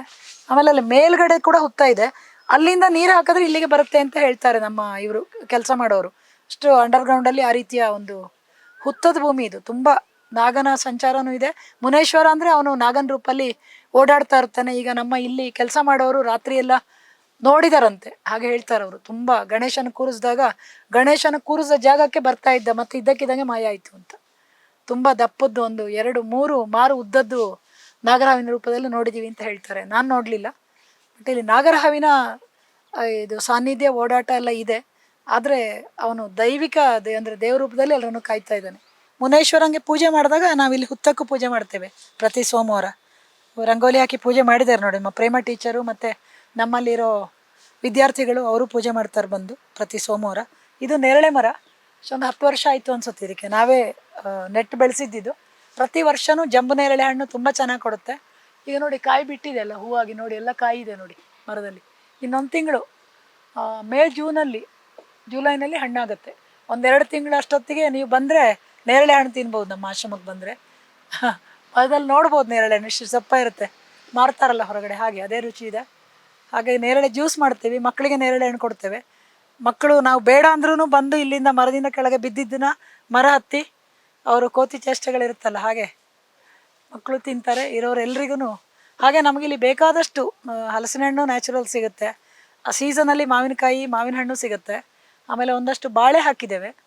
ಬಾಳೆಹಣ್ಣು ಅಪರೂಪಕ್ಕೆ ಬಾಳೆಕಾಯಿ, ಏಲಕ್ಕಿ ಬಾಳೆಹಣ್ಣು ಇಲ್ಲಿದೆ ನೋಡಿ. ಬಾಳೆ ಗಿಡಗಳು ಸುಮಾರು ಬಾಳೆ ಗಿಡಗಳು ಇತ್ತೀಚೆಗೆ ಸರಿಯಾಗಿ ಮೇಂಟೆನೆನ್ಸ್ ಇಲ್ಲದೆ ಸತ್ತೋಯ್ತು. ಮತ್ತೆ ಇವಾಗ ಬೆಳೆಸ್ಬೇಕು ಅಂತ ಹೇಳಿ ಇಷ್ಟು ಜಾಗದಲ್ಲಿ ಒಂದು ಬಾಳೆ ತೋಟವೇ ಮಾಡಬೇಕು ಅಂತ ಈ ಮಳೆಗಾಲದಲ್ಲಿ ಚೆನ್ನಾಗಿ ಇನ್ನೊಂದಷ್ಟು ಗಿಡ ಹಾಕಿಸ್ಬೇಕು ಅಂತ ಅಂದ್ಕೊಂಡಿದ್ದೀನಿ. ಆಮೇಲೆ ಸೀಬೆ ಗಿಡ ಹಾಕಿಸ್ಬೇಕು ಅಂದ್ಕೊಂಡಿದ್ದೀನಿ, ಇಲ್ಲೆಲ್ಲ ಬಟರ್ ಫ್ರೂಟ್ ಹಾಕಬೇಕು ಅಂದ್ಕೊಂಡಿದ್ದೀನಿ. ಹಾಗಾಗಿ ತುಂಬ ಅಂದರೆ ಹತ್ತತ್ರ ಥಿಕ್ ಫಾರೆಸ್ಟ್ ಥರ ನ್ಯಾಚುರಲ್ ಆಗಿ ಗಿಡಗಳು, ಹಣ್ಣಿನ ಗಿಡಗಳು ಮತ್ತು ಅದರ ಮಧ್ಯದಲ್ಲಿ ಬೇರೆ ಅಂದರೆ ಇಂಟರ್ ಕ್ರಾಪ್ ಇದು ಮಾಡ್ತಾರಲ್ಲ ಹಾಗೆ ಮಧ್ಯದಲ್ಲಿ ಯಾವುದು ತೆಂಗಿನ ಗಿಡ, ಬೇಗ ಎಳನೀರು ಕೊಡುವಂಥದ್ದು, ಅದು ಒಂದು ನಮ್ಮ ಆಶ್ರಮಕ್ಕೆ ಇನ್ಕಮ್ ಬಂದೇ ಹೋಗೋ ಆಗುತ್ತೆ. ಆಮೇಲೆ ಒಳ್ಳೆ ತಂಪು ಗಿಡ ಒಂದಷ್ಟು ಹೈಟ್ ಆದರೆ ಕೆಳಗಡೆ ಸೂರ್ಯನ ಬಿಸಿಲು ಕೆಳಗೆ ಬೀಳಬಾರ್ದಂತೆ. ಅವುಗಳು ಎ ಸಿನಲ್ಲಿದ್ದಾಗಿರುತ್ತೆ ನಿಮಗೆ. ಈಗ ಸಿಟಿ ಒಳಗಡೆ ಇದ್ರೂ ಯಾರು ಇಲ್ಲಿ ಬರ್ತಾರೋ ಬಂದು ಅವರು ಒಂದಷ್ಟೊತ್ತು ಇನ್ನೂ ಜಾಸ್ತಿ ಹೊತ್ತು ಸಮಯ ಇದ್ದು ಹೋಗಬೇಕು ಅಂತ ಅನ್ನಿಸ್ಬೇಕು ಅವ್ರಿಗೆ. ಹಾಗೆ ಇನ್ನೂ ಒಂದಷ್ಟು ಈ ಮಳೆಗಾಲದಲ್ಲಿ 2-3 ವರ್ಷದಿಂದ ಅಂದ್ಕೊಳ್ತಾ ಇದ್ದೀನಿ. ಅದಕ್ಕೆ ಸರಿಯಾದ ರೀತಿಯ ನನಗೆ ಸಹಕಾರ ಸಿಗಲಿಲ್ಲ, ಹಾಗಾಗಿ ಹಾಕ್ಲಿಕ್ಕಾಗಲಿಲ್ಲ. ಈ ವರ್ಷ ಹಾಕಬೇಕು ಅಂದ್ಕೊಂಡಿದ್ದೀನಿ. ತುಂಬ ಥಿಕ್ ಫಾರೆಸ್ಟ್ ಥರ ಹತ್ತತ್ರ ಗಿಡ ಹಾಕೋದು, ಬೇರೆ ಬೇರೆ ಗಿಡಗಳು, ಪಪ್ಪಾಯ, ಮಾವಿನ ಗಿಡಗಳು, ತೆಂಗಿನ ಗಿಡಗಳು, ಬಟರ್ ಫ್ರೂಟು, ಸೀಬೆ, ಗೋವಾ, ತೈವಾನ್ ಸೀಬೆ ಅಂತ ಬರುತ್ತಲ್ಲ ಆ ಥರದ್ದು, ಜಾಪನೀಸ್ ರೆಡ್ ಅಂತ ಬರುತ್ತೆ ಅದು. ಹಾಗೆ ಅದು ಆರೋಗ್ಯಕ್ಕೂ ತುಂಬ ಒಳ್ಳೆಯದು. ಆಮೇಲೆ ನಾವು ಯಾರು ಬಂದರೆ ಡೋನರ್ಸು ವಿಸಿಟರ್ಸು ಅವ್ರು ಪರ್ಚೇಸ್ ಮಾಡಿಕೊಂಡು ಹೋಗ್ಬೋದು. ಹಾಗೆ 2 ಉದ್ದೇಶಕ್ಕೆ.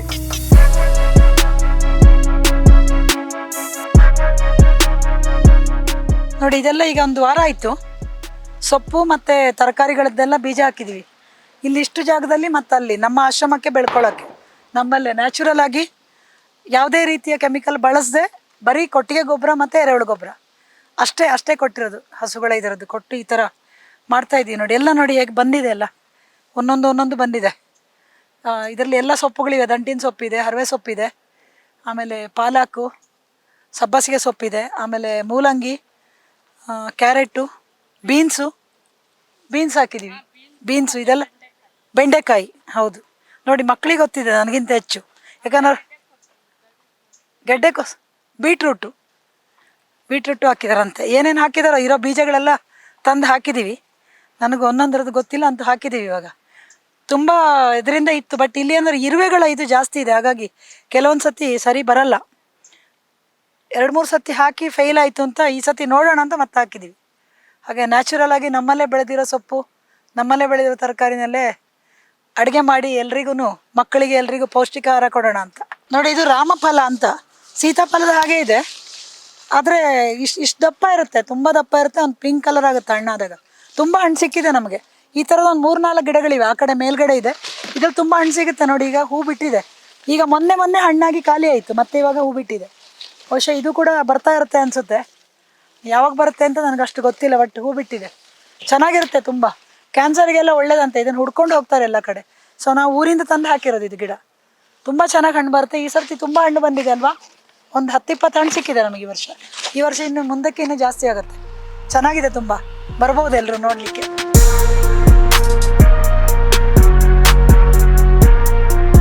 ತೊಟ್ಟಿಯ ಥರ ಮಾಡಿದ್ದು ನಾವು 15 ಅಡಿ ಇದಿದೆ ನೀರು ಸ್ಟೋರೇಜ್ಗೆ. ಅದು ಬೋರ್ವೆಲ್ಲು, ಇದು ಪಂಪ್ ಹೌಸು. ನೋಡಿ ಇಲ್ಲೂ 2 ಮಾವಿನ ಮರಗಳಿವೆ. ಇದು ಬಾದಾಮಿ ಜಾತಿ ನೋಡಿ, ಹಣ್ಣಿಗೆ ಬಂದಿದೆ ಇದು. ಇನ್ನೊಂದು ಇದಕ್ಕೆ ಹೆಸರು ಗೊತ್ತಿಲ್ಲ, ನಾಟಿ ಇಷ್ಟು ದಪ್ಪ ಆಗುತ್ತೆ. ತುಂಬ ಸಿಹಿ ಇದೆ, ಸಕ್ಕರೆ ಸಿಹಿ. ನಾವು ತುಂಬ ಜನ ಇದನ್ನು ತಿಂದವರೆಲ್ಲ ತುಂಬ ಚೆನ್ನಾಗಿದೆ. ಈವನ್ ನಮಗೆ ಮಾರ್ಕೆಟಲ್ಲಿ ಸಿಗೋ ಹಣ್ಣು ಕೂಡ ಅಷ್ಟು ಸಿಹಿ ಇಲ್ಲ, ಅಷ್ಟು ಚೆನ್ನಾಗಿದೆ. ಇದೆರಡರದ್ದು ಪ್ರತಿ ವರ್ಷ ಹಣ್ಣು ಬಿಡುತ್ತೆ ಇದರಲ್ಲಿ, 2ರಲ್ಲೂ. ಹಾಗೆ ಮಾವಿನ ಮರಗಳು ಒಂದು 4-5 ಇದೆ. ಇದು ಈ ತೊಟ್ಟಿ ಅಂದರೆ ನಾವು ಇದನ್ನು ಸರ್ಕ್ಯುಲೇಷನ್ಗೆ ಬಳಸ್ಕೋತೀವಿ ನೀರು.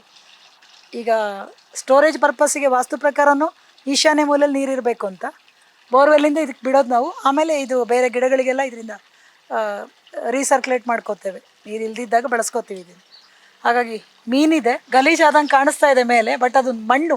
ಇಲ್ಲಿ ರೋಡಿನ ಕೆಲಸ ನಡೀತಾ ಇದೆಯಲ್ಲ, ಅದರಿಂದ ಮೀನಿದೆ ತುಂಬ ಒಳಗಡೆ. ಅದು ಮೇಲೆ ಬರ್ತಾ ಇಲ್ಲ ಇರೋದ್ರಿಂದ. ನೋಡಿ ಇದೆ ಮೀನು ಬರ್ತಾ ಇದೆ ನೋಡಿ, ಸಣ್ಣ ಸಣ್ಣವು ಮೇಲೆ ಇದೆ ಮೀನು. ಸಣ್ಣ ಮೀನುಗಳು, ದೊಡ್ಡ ಮೀನೆಲ್ಲ ಕೆಳಗಿವೆ, ತುಂಬ ಮೀನಿದೆ. ನಾವು ಎಷ್ಟು ಕ್ಲೀನ್ ಮಾಡಿದ್ರೂ ಮತ್ತೆ ಹೀಗೆ ಆಗುತ್ತೆ ಈ ರೋಡ್ ಕೆಲಸ ಮುಗಿಯೋ ತನಕ. ಅದಕ್ಕೆ ಇದಕ್ಕೊಂದು ಪೂರ್ತಿ ಶೆಲ್ಟರ್ ಮಾಡಬೇಕು ಅಂತ ಅಂದ್ಕೊಂಡಿದ್ದೀನಿ ನಿಧಾನಕ್ಕೆ. ಆವಾಗ ವಾಕ್ಪಾತ್ ಥರ ಇಲ್ಲಿ ಸುತ್ತು ಯಾರಾದರೂ ಬರ್ಬೋದು ಅಥವಾ ಸುತ್ತು ಕೂತ್ಕೊಳ್ಬೋದು. ಆ ಕಡೆ ಸಪೋಟ ಗಿಡಗಳಿವೆ, ಅಲ್ಲಿ ಸ್ವಲ್ಪ ಓಡಾಡಲಿಕ್ಕೆ 3 ಅಡಿ ಜಾಗ ಇದೆ. ಇಷ್ಟು ಮಾಡೋಣ ಇದಕ್ಕೆ ಶೆಲ್ಟ್ರು ಮಾಡಿ ಅಂತ ಅಂದ್ಕೊಂಡಿದ್ದೀನಿ. ಬಿಸಿಲು ಕಾಲದಲ್ಲಿ ತಂಪಿಗೆ ಆರಾಮಾಗಿ ಬಂದು ಕೂತ್ಕೊಳ್ಬೋದು ಅಂತ. ಈ ನೋಡಿ ಇದು ಕಾಯಿ ಕಾಣ್ತಾ ಇದೆಯಲ್ಲ, ಸೀಬೆಕಾಯಿ ಥರನೇ ಇದೆ. ಇದು ಹಣ್ಣಾದರೆ ಒಂಥರ ಇಷ್ಟು ಸಣ್ಣ ಸಣ್ಣದಾಗುತ್ತೆ, ಕೆಂಪು ಬಣ್ಣ ಇರುತ್ತೆ ಇದು ಹಣ್ಣಾದರೆ. ಚೆರಿ ಗೋವಾ ಅಂತ ಹೇಳ್ತಾರೆ, ನೀವು ಗೂಗಲಲ್ಲಿ ಇದಕ್ಕೆ ಸರ್ಚ್ ಮಾಡಿ ನೋಡಿ. ಇದು ತುಂಬ ಒಳ್ಳೆಯದು ಆರೋಗ್ಯಕ್ಕೆ. ಅಂದರೆ ಸೀಬೆ ಹಣ್ಣಿನಾಗೆ ಒಳಗಡೆ ಸಣ್ಣ ಸಣ್ಣ ಬೀಜ ಇರುತ್ತೆ, ಸ್ವಲ್ಪ ಹುಳಿ ಮತ್ತು ಸಿಹಿ ಇರುತ್ತೆ ರುಚಿಲಿ. ತುಂಬ ಒಳ್ಳೆಯದಂತೆ ಇದು ಆರೋಗ್ಯಕ್ಕೆ. ಹೈದರಾಬಾದಿಂದ ತರಿಸಿ ಹಾಕಿರೋಂಥ ಗಿಡ ಇದು, ಚೆರಿ ಗೋವಾ ಅಂತ. ತುಂಬ ಕಾಯಿ ಬಿಟ್ಟಿದೆ ನೋಡಿ ಎಲ್ಲ.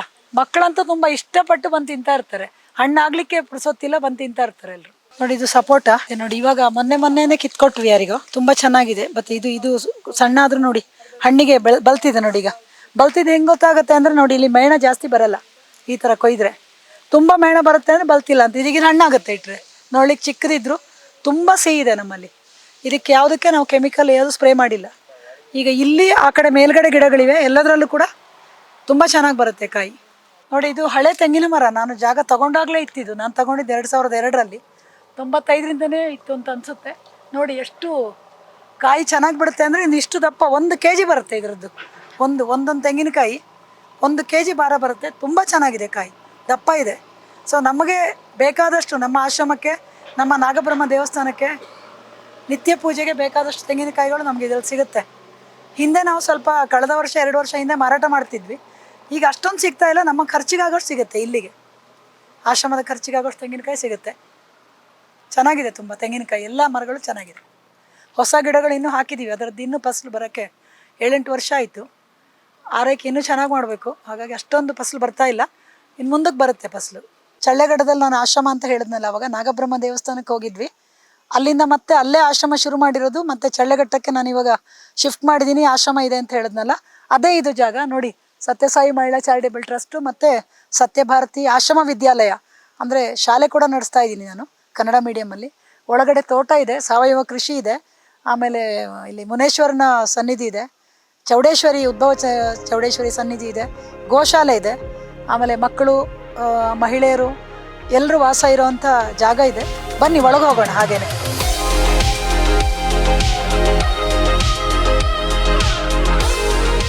ಶ್ರೀ ಬನಚೌಡೇಶ್ವರಿ ದೇವಿಯ ಉದ್ಭವ ಸನ್ನಿಧಿ. ಅಂದರೆ ಈ 2 ಜೋಡಿ ಬೇವಿನ ಮರದ ಕೆಳಗೆ ಅವಳು ಉದ್ಭವ ಆಗಿ ಸಿಕ್ಕಿದ್ದು ನಮಗೆ 2 ವರ್ಷ ಹಿಂದೆ. ಅಂದರೆ ಮೇ 23, 2024ನೇ ಇಸ್ವಿ.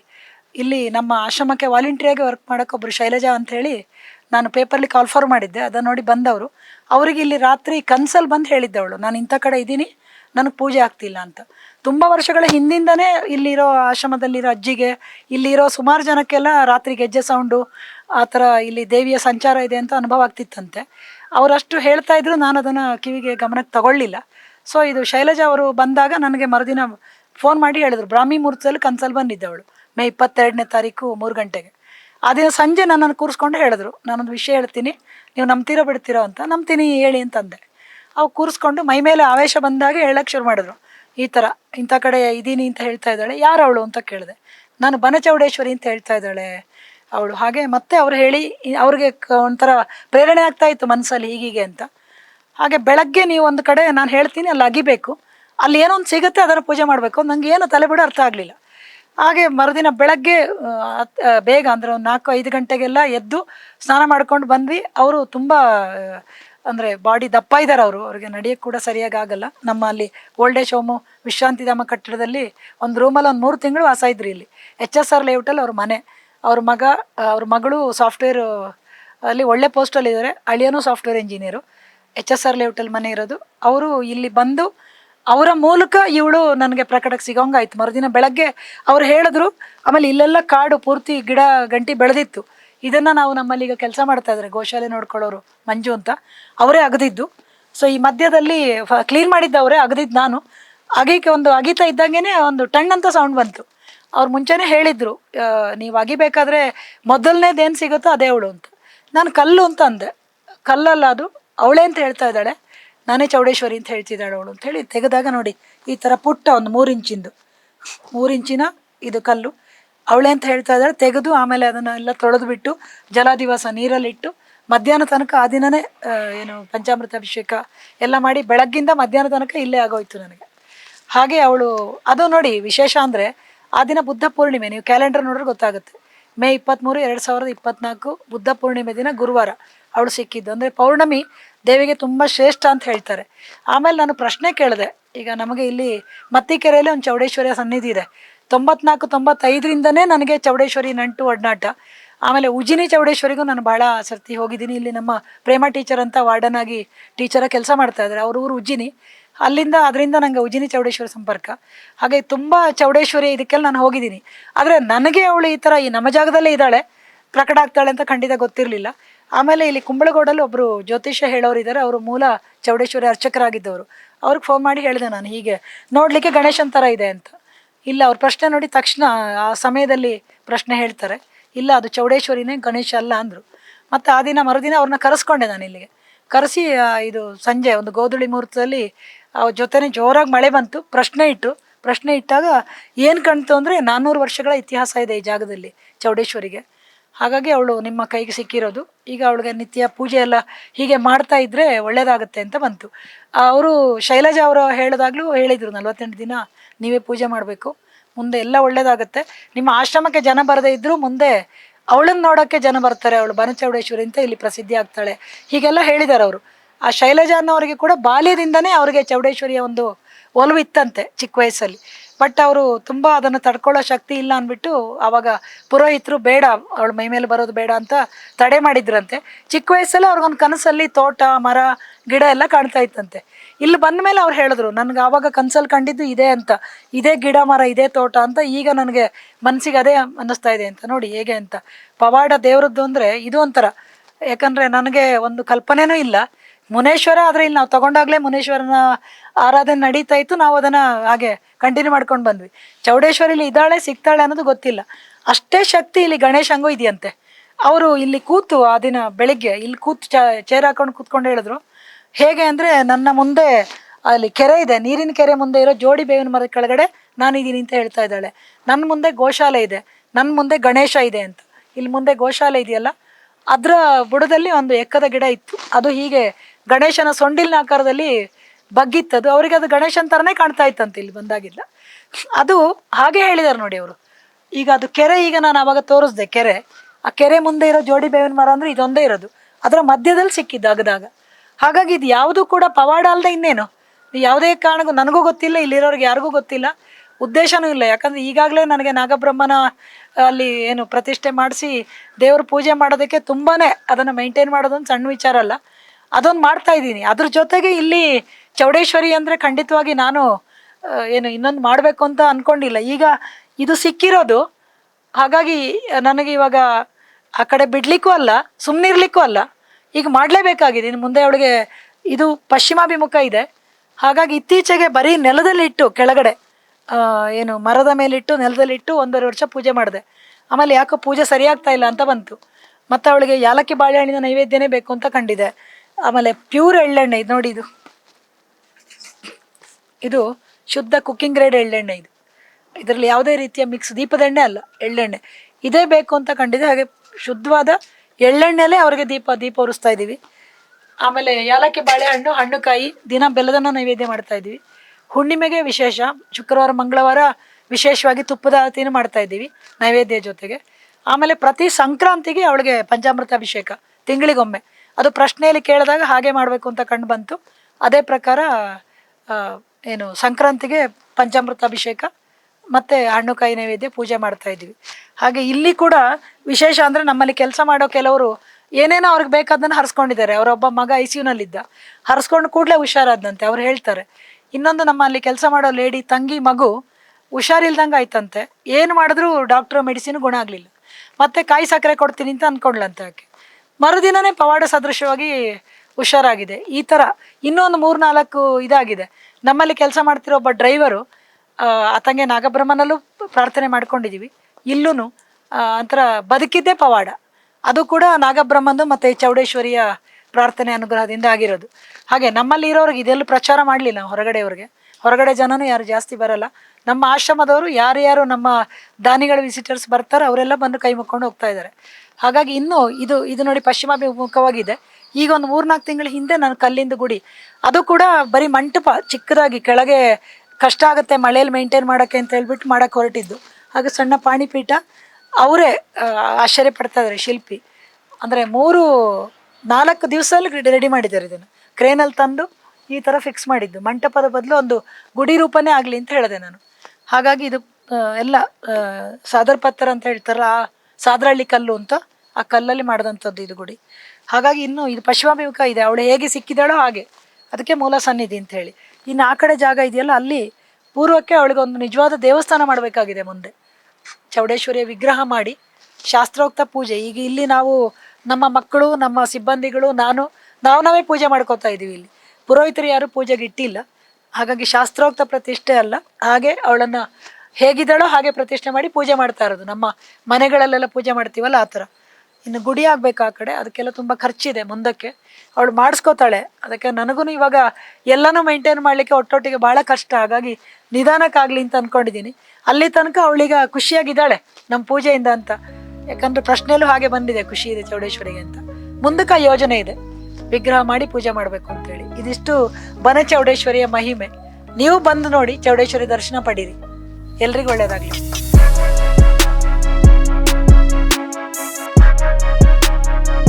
ಹಾಂ ನೋಡಿ, ಇದೇ ನಮ್ಮ ಗೋಶಾಲೆ, ಪುಟ್ಟ ಗೋಶಾಲೆ. ಒಟ್ಟು ಈಗ ಹಸುಗಳು ಕರುಗಳು ಎಲ್ಲ ಸೇರಿ ಒಂದು 12 ಇವೆ.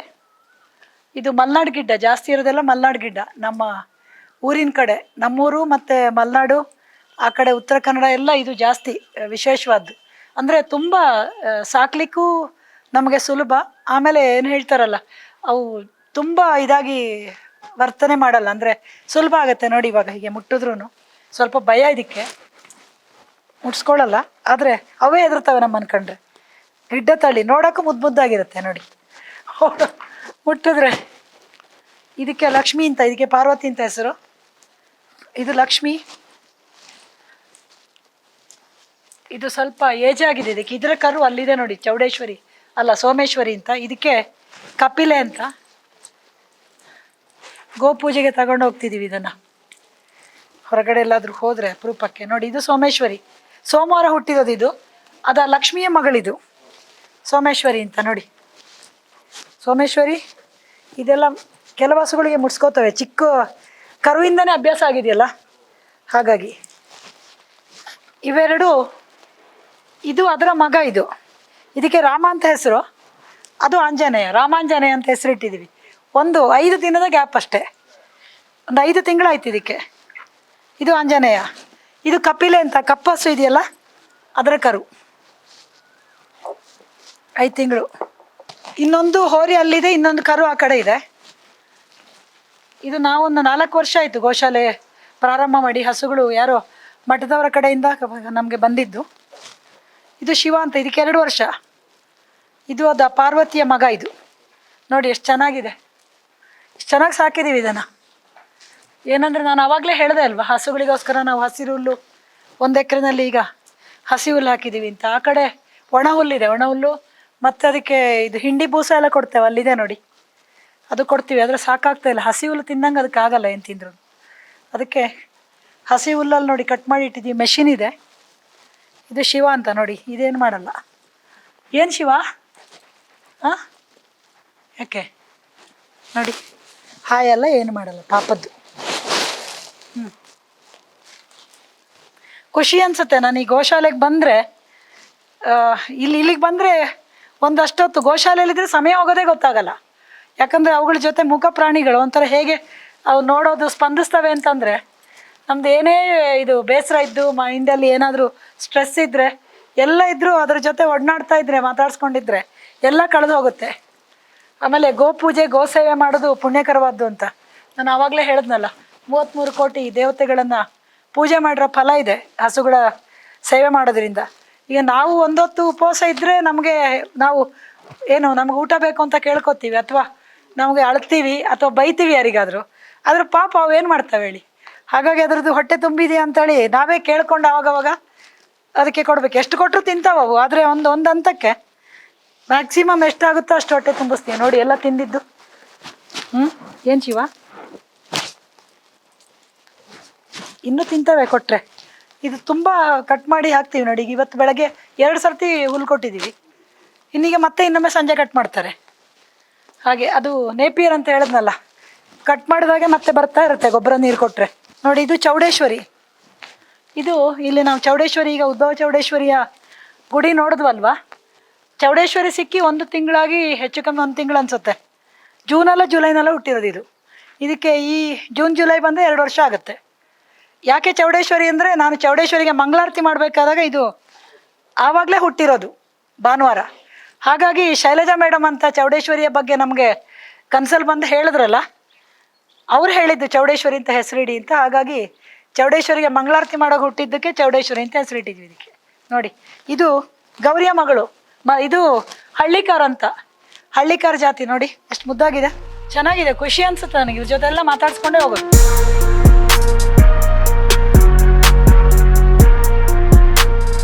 ಅತ್ತಿ ಮರ, ಔದುಂಬರ ಅಂತ ಹೇಳ್ತಾರೆ. ಅಂದರೆ ದತ್ತಾತ್ರೇಯರು ಈ ಅತ್ತಿ ಮರದ ಸನ್ನಿಧಿಯಲ್ಲೇ ತಪಸ್ಸು ಮಾಡಿದ್ದಂತೆ. ಹಾಗಾಗಿ ಔದುಂಬರ ದತ್ತವೃಕ್ಷ ಅಂತ ಹೇಳ್ತಾರೆ. ಇದಕ್ಕೆ ಪ್ರದಕ್ಷಿಣೆ ಬಂದರೆ ತುಂಬ ಒಳ್ಳೆಯದು. ಎಲ್ಲ ಪಾಪ ಎಲ್ಲ ಕರಗಿ ಪುಣ್ಯ ಪ್ರಾಪ್ತಿ ಆಗುತ್ತೆ ಅಂತ ನಂಬಿಕೆ ಇದೆ. ಆಮೇಲೆ ಸೈಂಟಿಫಿಕಲಿ ಕೂಡ ಔಷಧೀಯ ಗುಣಗಳೇನಿವೆ ಅನ್ನೋದು ನಾನು ಇಲ್ಲಿ ಬೋರ್ಡಲ್ಲಿ ಹಾಕಿದ್ದೇನೆ. ಹಾಗಾಗಿ ಇಲ್ಲಿ ಬಂದವರು ಇದಕ್ಕೆ ಪ್ರದಕ್ಷಿಣೆನೂ ಬರ್ಬೋದು. ಇಲ್ಲಿ ಮರದ ಕೆಳಗಡೆ ಕೂತ್ಕೊಂಡು ಏನಾದ್ರು ಧ್ಯಾನ ಮಾಡ್ಬೋದು. ಒಳ್ಳೆ ಗಾಳಿ, ತುಂಬ ಚೆನ್ನಾಗಿದೆ. ಒಳ್ಳೆ ಪವಿತ್ರವಾದ ವೃಕ್ಷ ಇದು. ದತ್ತಾತ್ರೇಯರ ಸಾನ್ನಿಧ್ಯ ಇರುವಂಥ ವೃಕ್ಷ ಅತ್ತಿ ಮರ. ಶುಕ್ರನಿಗೂ ವಿಶೇಷ, ಶುಕ್ರ ಗ್ರಹಕ್ಕೆ ಔದುಂಬರ ಅಂದರೆ. ಹಾಗೆ ಬನ್ನಿ, ಇಲ್ಲಿ ಅಶ್ವತ್ಥ ಇದೆ, ವೃಕ್ಷಗಳ ರಾಜ ಅಶ್ವತ್ಥ ಅಂತ. ಇದು ಕೂಡ ಒಂದು 20 ವರ್ಷ ಆಯಿತು. ನಾವು ನಮ್ಮ ಅಮ್ಮ ಊರಿಂದ ತಂದು ಹಾಕಿರೋ ಗಿಡ ಇದು. ಈಗ ಇಷ್ಟು ದೊಡ್ಡ ಮರ ಆಗಿದೆ ನೋಡಿ. ಇಲ್ಲಿ ಕೂಡ ಒಂದು ನಾಗರ ಕಲ್ಲಿಟ್ಟು ಪೂಜೆ ಮಾಡ್ತೇವೆ. ವೃಕ್ಷಗಳ ರಾಜ ಅಂತ. ಯಾಕಂದರೆ ಅಶ್ವತ್ಥ ಮರದಲ್ಲಿ ಹೈಯೆಸ್ಟ್ ಆಕ್ಸಿಜನ್, ಪ್ರಪಂಚದಲ್ಲೇ ಅತ್ಯಂತ ಹೆಚ್ಚು ಆಮ್ಲಜನಕ ಆಕ್ಸಿಜನ್ ಕೊಡೋ ಮರ ಅಂದರೆ ಅಶ್ವತ್ಥ. ಹಾಗಾಗಿ ಇದಕ್ಕೆ ವೃಕ್ಷಗಳ ರಾಜ ಅಂತ ಹೆಸರು. ಬ್ರಹ್ಮ ವಿಷ್ಣು ಮಹೇಶ್ವರರ ಸಾನ್ನಿಧ್ಯ ಇದೆ. ಮೂಲತಃ ಬ್ರಹ್ಮರೂಪಾಯ, ಮಧ್ಯತೋ ವಿಷ್ಣು ರೂಪಿಣೆ, ಅಗ್ರತಃ ರುದ್ರ ರೂಪಾಯ, ವೃಕ್ಷರಾಜಾಯ ತೇ ನಮಃ ಅಂತ ಶ್ಲೋಕ ಹೇಳ್ಕೊಂಡು ದಿನ 3 ಪ್ರದಕ್ಷಿಣೆ ಬಂದರೆ ತುಂಬ ಒಳ್ಳೆಯದು. ಗುರುಬಲ ಬರುತ್ತೆ ಅಂತ ಹೇಳ್ತಾರೆ. ಆಮೇಲೆ ಸೈಂಟಿಫಿಕಲಿ ಆವಾಗಲೇ ಹೇಳಿದೆ ನಾನು, ಗರ್ಭಕೋಶದ ಕಾಯಿಲೆ, ಇನ್ನು ಯಾವುದೇ ಕಾಯಿಲೆ ಇದ್ರೂ ನಿವಾರಣೆ ಆಗುತ್ತಂತೆ. ಅದಕ್ಕೆ ಹಿರಿಯರು ಪೂರ್ವಜರು ಹೇಳ್ತಾ ಇರೋದು ಅಶ್ವತ್ಥ ಮರದ ಪ್ರದಕ್ಷಿಣೆ ದಿನ ಬಂದರೆ ಒಳ್ಳೆಯದು ಅಂತ. ಆರೋಗ್ಯಕ್ಕೆ ಒಳ್ಳೆಯದು. ಇಲ್ಲೂ ಕೂತ್ಕೊಂಡು ಧ್ಯಾನ ಮಾಡ್ಬೋದು. ಹಾಗೆ ಔದುಂಬರ, ಅದು ಔದುಂಬರ ಅತ್ತಿ ಮರ ಅಂದರೆ ಶುಕ್ರ, ಅವನು ದೈತ್ಯ ಗುರು. ಇದು ಅಶ್ವತ್ಥ ಅಂದರೆ ದೇವಗುರು. ಹಾಗೆ 2 ಗುರುಗಳಿಗೆ ಸಂಬಂಧಪಟ್ಟಂಥ ಮರಗಳು ಪಕ್ಕ ಇದೆ. ಇದರ ಮಧ್ಯೆ ಇಷ್ಟು ವಿಶಾಲ ಜಾಗ ಇದೆ. ಯಾರಾದರೂ ಬಂದು ಪ್ರದಕ್ಷಿಣೆನೂ ಬರ್ಬೋದು, ಒಂದಷ್ಟು ಹೊತ್ತು ಕೂತ್ಕೊಂಡು ಇಲ್ಲಿ ಧ್ಯಾನನೂ ಮಾಡ್ಬೋದು. ಹಾಗೆ ತುಂಬ ದೈವಿಕ ಸಾನ್ನಿಧ್ಯ, ಪಾವಿತ್ರ್ಯತೆ ಇರುವಂತಹ ಜಾಗ ಈ ಮರಗಳು ಕೂಡ. ಬನ್ನಿ ನಮ್ಮ ಆಶ್ರಮ.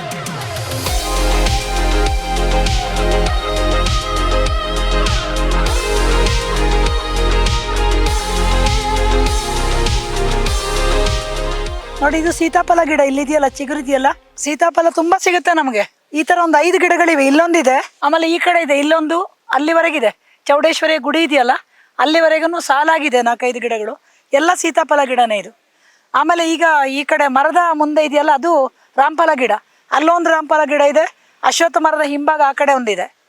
ಹಾಗೆ ಒಂದು 3-4 ರಾಮಫಲ ಗಿಡಗಳಿವೆ. ಒಂದು 5 ಸೀತಾಫಲ ಗಿಡ ಇವೆ. ತುಂಬ ಚೆನ್ನಾಗಿ ಸಿಗುತ್ತೆ ನಮಗೆ ಹಣ್ಣು. ತುಂಬ ಸಿಹಿ ಇದೆ. ನೀವು ಆ ಸೀಸನಲ್ಲಿ ಬಂದರೆ ಸೀತಾಫಲದ ಹಣ್ಣು ತಿನ್ಬೋದು ನಮ್ಮ ಆಶ್ರಮಕ್ಕೆ ಬಂದರೆ. ನೋಡಿ ಇದು ಬಿಲ್ಲೋಪತ್ರೆ ಗಿಡ. ಎಲೆಲ್ಲ ಬಿದ್ದೋಗಿತ್ತು, ಈಗ ವಸಂತ ಇದಲ್ವಾ ಮಾಸ. ಹಾಗಾಗಿ ನೋಡಿ ಎಷ್ಟು ಚೆನ್ನಾಗಿ ಚಿಗುರಿದೆ ಎಲ್ಲ. 3 ಇದರದ್ದು ಊರಿಂದ, ನಮ್ಮೂರ ಕಡೆಯಿಂದ ತರಿಸಿದ್ದು ಬಿಲ್ಲೋಪತ್ರೆ. ಇಲ್ಲಿ ಮುನೇಶ್ವರನ ಪೂಜೆ ಮಾಡ್ತೀವಲ್ಲ, ಪ್ರತಿ ಸೋಮವಾರ ಅಮಾವಾಸ್ಯೆಗೆ ನಾವು ಪೂಜೆ ಮಾಡುವಾಗ ಈ ಬಿಲ್ಲೋಪತ್ರೆ ಒಂದು 5 ದಳ ಬಿಲ್ಲೋಪತ್ರೆನ ಇಟ್ಟು ಪೂಜೆ ಮಾಡ್ತಾ ಇರೋದು. ಶಿವನಿಗೆ ತುಂಬ ಪ್ರಿಯವಾದಂಥದ್ದು ಬಿಲ್ಲೋಪತ್ರೆ ಗಿಡ.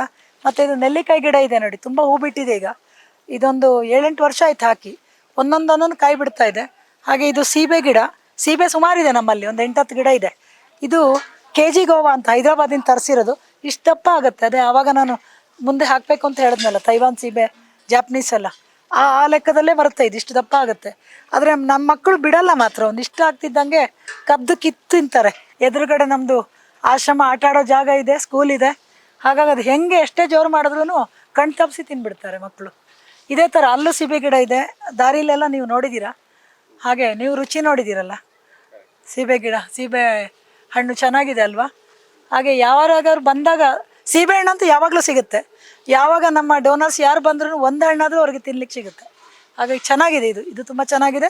ಬೇರೆ ಎಲ್ಲ ನಾಟಿ. ಮತ್ತು ಇದು ಯಾವುದಕ್ಕೂ ನಾವು ಎಲ್ಲದಕ್ಕೂ ಹೇಳೋದ್ನಲ್ಲ ನಾನು, ಎರೆಹುಳ ಗೊಬ್ಬರ ಮಾಡ್ತಾ ಇದ್ದೀವಿ, ಅಲ್ಲಿ ತೊಟ್ಟಿ ಇದೆ ಮುಂದೆ ಸ್ಟಾರ್ಟಿಂಗಲ್ಲೇ ಇದೆ, ಅದು ಹಾಕ್ತೇವೆ. ಆಮೇಲೆ ಕೊಟ್ಟಿಗೆ ಗೊಬ್ಬರ, ಹಸುವಿಂದು ಗೊಬ್ಬರ ಹಾಕ್ತೇವೆ ಅಷ್ಟೇ. ಬಿಟ್ಟರೆ ಬೇರೆ ಕೆಮಿಕಲ್ ಏನೂ ಹಾಕಲ್ಲ, ಇದು ಯಾವುದಕ್ಕೂ ಹಾಕಲ್ಲ.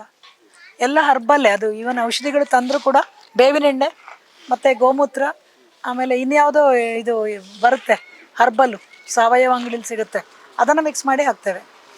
ಇನ್ಯಾವುದೂ ಹಾಕಲ್ಲ, ಕೆಮಿಕಲ್ ಯಾವುದೂ ಹಾಕಲ್ಲ. ನೋಡಿ, ಇದು ಎರೆಹುಳ ಗೊಬ್ಬರದ ತೊಟ್ಟಿಗಳು. ಒಂದು ಸ್ವಲ್ಪ ಸರಿಯಾಗಿ ಮೇಂಟೈನ್ ಆಗಲಿಲ್ಲ, ಹಾಗಾಗಿ ಏನು ಸೆಗಣಿ ಹಾಗೇ ಇದೆ ಜಾಸ್ತಿ. ನೋಡಿ ಈ ಥರ ಆಗುತ್ತೆ. ನೋಡಿ ಎರೆಹುಳ ಇದೆ ಒಳಗಡೆ, ತಿಂತಾ ಇದೆ ಅದು. ಒಳಗಿಂದ ತಿನ್ಕೊಂಡು ಬಂದು ಈ ಥರ ಕಪ್ಪು ಬಣ್ಣ ಬರುತ್ತೆ. ನೋಡಿ ಹೀಗಿದೆ ಎರೆಹುಳ ಗೊಬ್ಬರ. ಇದನ್ನು ಹಾಗೆ ಹಾಕ್ತೇವೆ ನಾವು. ಇದು ಸೆಗಣಿ ಮತ್ತು ಇದು ಎರೆಹುಳ ಗೊಬ್ಬರ ಎಲ್ಲ ಮಿಕ್ಸ್ ಮಾಡಿ ಎಲ್ಲ ತರಕಾರಿಗೆ, ನಮ್ಮ ಎಲ್ಲ ಗಿಡಗಳಿಗೂ, ಗಿಡ ಮರಗಳಿಗೆಲ್ಲ ಹಾಕ್ತೇವೆ. ಈವನ್ ಹಲಸಿನ ಮರಕ್ಕೂ ಈ ಗೊಬ್ಬರ ಕೊಡ್ತೇವೆ ನಾವು. ಇದನ್ನು ತೆಂಗಿನ ಮರಕ್ಕೆ ಕೊಡ್ತೇವೆ, ಬಾಳೆಗೆ, ಎಲ್ಲದಕ್ಕೂ.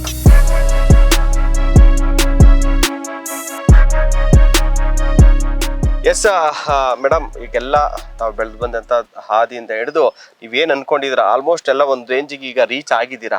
ಬಟ್ ಆದರೆ ಇಷ್ಟೊಂದು ದೊಡ್ಡದೊಂದು ಆಶ್ರಮ, ಹಸುಗಳು, ಮಕ್ಕಳು, ಏನೇ ಆದರೂ ಕೂಡ ಸೇವೆ ಅಂತ ಬಂದಾಗ ಒಂದು ಅಲ್ಲೇನಾದ್ರು ಒಂದು ಖರ್ಚಂತ ಇದ್ದೇ ಇರುತ್ತೆ. ನೀವು ಮಾಡ್ತಾ ಇರೋದ್ರೊಳಗೆ ಲಕ್ಷಾಂತರ ರೂಪಾಯಿ ತಿಂಗಳು ಖರ್ಚಂತೂ ಬರುತ್ತೆ. ಖರ್ಚನ್ನ ಹೇಗೆ ನಿಭಾಯಿಸ್ತಾ ಇದ್ದೀರಾ? ಸೋರ್ಸ್ ಆಫ್ ಇನ್ಕಮ್ ಹೇಗೆ? ಯಾರು ದಾನಿಗಳೇ ಮಂತ್ಲಿ ಏನಾರು ಕೊಡ್ತಿದ್ದಾರಾ? ಸಾಕಾಗ್ತಿದ್ಯಾ? ಇನ್ನೂ ಏನೋ ನಿರೀಕ್ಷೆ ಇದೆಯಾ? ಹೌದು, ಒಳ್ಳೆ ಪ್ರಶ್ನೆ. ಖಂಡಿತ ಬಹಳ ಖರ್ಚಿದೆ. ಅದು ಇಷ್ಟು ಅಂತ ಹೇಳಲಿಕ್ಕೆ ಆಗದಷ್ಟು ಖರ್ಚುಗಳಿವೆ. ಈಗ ನಾನು ಫ್ಯಾಕ್ಟ್ರಿ ನಡೆಸ್ತಾ ಇದ್ದೆ ಮುಂಚಿನ ಹೇಳಿದೆ, ಹಾಗಾಗಿ ಫ್ಯಾಕ್ಟ್ರಿಯ ಒಂದು ಇನ್ಕಮ್ ಅಲ್ಲಿ ಸುಮಾರು ಅದಕ್ಕೆ ಇದಾಗ್ತಾ ಇತ್ತು. ಇವಾಗ ನನ್ನ ಬ್ರದರ್ಸ್ ಒಂದಷ್ಟು ಸಹಾಯ ಮಾಡ್ತಾ ಇದ್ದಾರೆ ಇದಕ್ಕೆ, ಜೊತೆಗೆ ದಾನಿಗಳ ಕಡೆಯಿಂದ. ಮತ್ತೆ ನಾನು ಕೊಂಡ್ಕೊಂಡಿರೋ ಸೈಟ್ಗಳು ಅವೆಲ್ಲ ಇದ್ವು, ಅವನ್ನೆಲ್ಲ ಸುಮಾರು ಮಾರಾಟ ಮಾಡಿದೆ. ಆ ದುಡ್ಡನ್ನೆಲ್ಲ ಇದಕ್ಕೆ ಹಾಕಿದ್ದೇನೆ. ಈಗ ನಡ್ಸ್ಕೊಂಡು ಹೋಗ್ಲಿಕ್ಕೆ ಈಗ ದಾನಿಗಳು ಸ್ವಲ್ಪ ಮಟ್ಟಿಗಿನ, ಅಂದ್ರೆ ಕೆಲವು CSR ಫಂಡ್ ಬಂದಿದೆ, ಒಂದೆರಡು ಬಿಲ್ಡಿಂಗ್ ಕಟ್ಲಿಕ್ಕೆ, ಮೇಂಟೈನ್ ಮಾಡ್ಲಿಕ್ಕೆಲ್ಲ. ಮತ್ತೆ ಈಗ ದಾನಿಗಳು ಹುಟ್ಟುಹಬ್ಬದಿರ್ಬೋದು, ಮತ್ತೆ ಗ್ರಾಸರಿ ಆ ತರದನ್ನ ತಂದ್ಕೊಡ್ತಾರೆ, ಮತ್ತೆ ನಾವು ಕೇಳಿ ತರಿಸ್ಕೋತೀವಿ.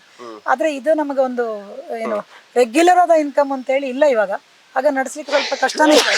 ಹಾಗಾಗಿ ಖಂಡಿತವಾಗಿ ಈ ತರ ಒಂದು ಸಮಾಜ ಸೇವೆಗೆ ಅಥವಾ ಈ ರೀತಿಯ ಒಂದು ಪರಿಸರ ಪ್ರೇಮಿಗಳು, ಗಿಡ ಮರಗಳ ಬಗ್ಗೆ ಒಲವಿರೋರು, ಇದರ ಅನ್ನೋದು ಒಂದು ಒಳ್ಳೆ ಮಟ್ಟದ ತೋಟ, ಅಂದ್ರೆ ಸಾವಯವ ಥಿಕ್ ಫಾರೆಸ್ಟ್ ಅಂತ ಒಂದು ಕೃಷಿ, ಹಣ್ಣು ಇದೆಲ್ಲ ಸೇರಿ, ಗೋಶಾಲೆ, ಆಮೇಲೆ ಈಗ ಚೌಡೇಶ್ವರಿ ಸಿಕ್ಕಿದ್ದು ಹೇಳಿದೆ, ಚೌಡೇಶ್ವರಿಗೆ ಒಂದು ದೇವಸ್ಥಾನ ಮಾಡಬೇಕು. ಇದೆಲ್ಲ ಸೇರಿ ಒಂದು ಒಳ್ಳೆ ತೋಟದ ಮಧ್ಯೆ ಈ ರೀತಿ ವಾತಾವರಣ, ಬೆಂಗಳೂರಿನ ಪೇಟೆ ಮಧ್ಯೆ ಯಾರಾದ್ರೂ ಇಷ್ಟಪಟ್ರೆ, ಇಷ್ಟು ನೋಡಿ ಒಳ್ಳೆ ಗಾಳಿ, ಶ್ವೇತ ಮರದ ಕೆಳಗಿದ್ದೀವಿ. ಹಾಗೆ ಈ ಒಂದು ಪರಿಸರದಲ್ಲಿ ಇರ್ಲಿಕ್ಕೆ ಇಷ್ಟಪಡುವಂತವ್ರು, ಇದನ್ನ ಈ ರೀತಿ ಮಾಡ್ಲಿಕ್ಕೆ ಮನಸ್ಸಿರೋರು ನನಗೆ ತುಂಬಾ ಸಹಾಯ ಮಾಡ್ಬೇಕು ಅಂತ ನಾನು ನಿರೀಕ್ಷೆ ಮಾಡ್ತೇನೆ. ಯಾಕಂದ್ರೆ ಒಬ್ಬಳೇ ಇದೆಲ್ಲ ಮೇಂಟೈನ್ ಮಾಡಕ್ ಕಷ್ಟ.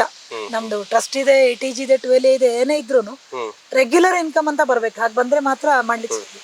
ಹಾಗಾಗಿ ಇದನ್ನೊಂದು ಒಳ್ಳೆ ತೋಟ ಮಾಡಿ ಇದ್ರಲ್ಲೇ ಒಂದಷ್ಟು ಏನು ಆದಾಯ ತೆಗೆದು ಅದನ್ನ ಇಲ್ಲಿಯ ಮೇಂಟೈನ್ ಮಾಡ್ಲಿಕ್ಕೆ, ಅದನ್ನ ಮಾರಾಟದಿಂದ, ದಾನಿಗಳ ಸಹಾಯದಿಂದ ಮಾಡ್ಬೇಕು ಅಂತಿದೆ.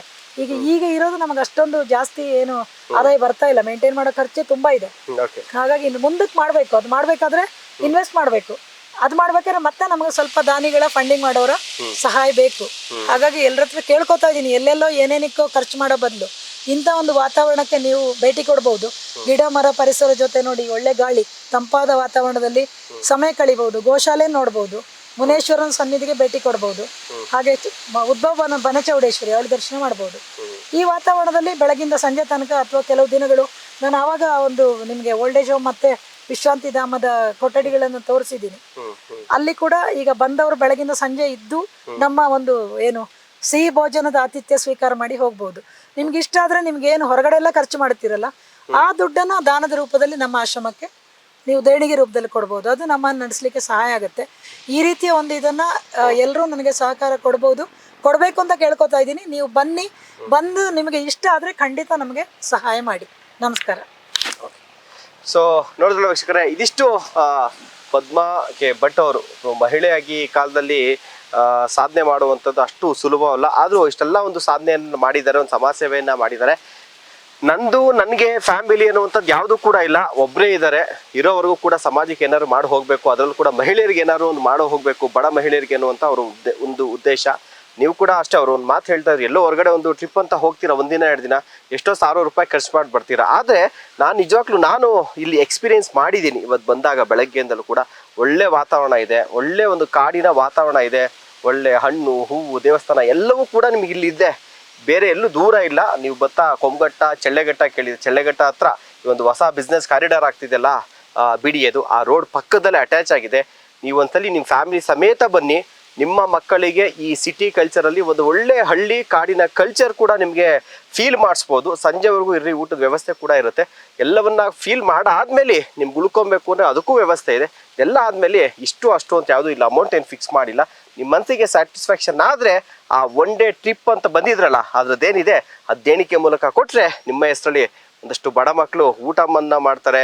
ಗೋಶಾಲೆ ಇರುವಂಥ ಹಸುಗಳಿಗೂ ಒಂದು ಹೊತ್ತಿನ ಊಟದ ವ್ಯವಸ್ಥೆ ಕೂಡ ಆಗುತ್ತೆ ಅಂತ ಹೇಳ್ತಾ ಈ ಒಂದು ಎಪಿಸೋಡ್ನ ಮುಗಿಸ್ತಾ ಇದ್ದೀವಿ. ಈ ಒಂದು ಆಶ್ರಮಕ್ಕೆ ಸಂಬಂಧಪಟ್ಟಂಥ ದೇಣಿಗೆ ಏನಾದ್ರು ನೀಡಬೇಕು ಅಂತಂದರೆ QR ಕೋಡ್, ಅದ್ರ ಜೊತೆಗೆ ಒಂದು ಡಿಜಿಟಲ್ ಪೇಮೆಂಟ್ನ UPI ಪೇಮೆಂಟ್ ನಂಬರನ್ನು ಕೂಡ ಹಾಕಿದ್ದೇವೆ. ಜೊತೆಗೆ ಕಾಂಟ್ಯಾಕ್ಟ್ ನಂಬರನ್ನು ಕೂಡ ಹಾಕಿದ್ದೀವಿ ಇಲ್ಲಿ ಬರೋ ಅಂಥವ್ರಿಗೆ. ಇವೆಲ್ಲವನ್ನ ಕೂಡ ನೀವು ಮಾಹಿತಿನ ಪಡ್ಕೊಳ್ಬೋದು, ಸಹಾಯವನ್ನು ಮಾಡ್ಬೋದು ಅಂತ ಹೇಳ್ತಾ ಕಾರ್ಯಕ್ರಮ ಮುಗಿಸ್ತಾ ಇದ್ವಿ. ನಮಸ್ಕಾರ.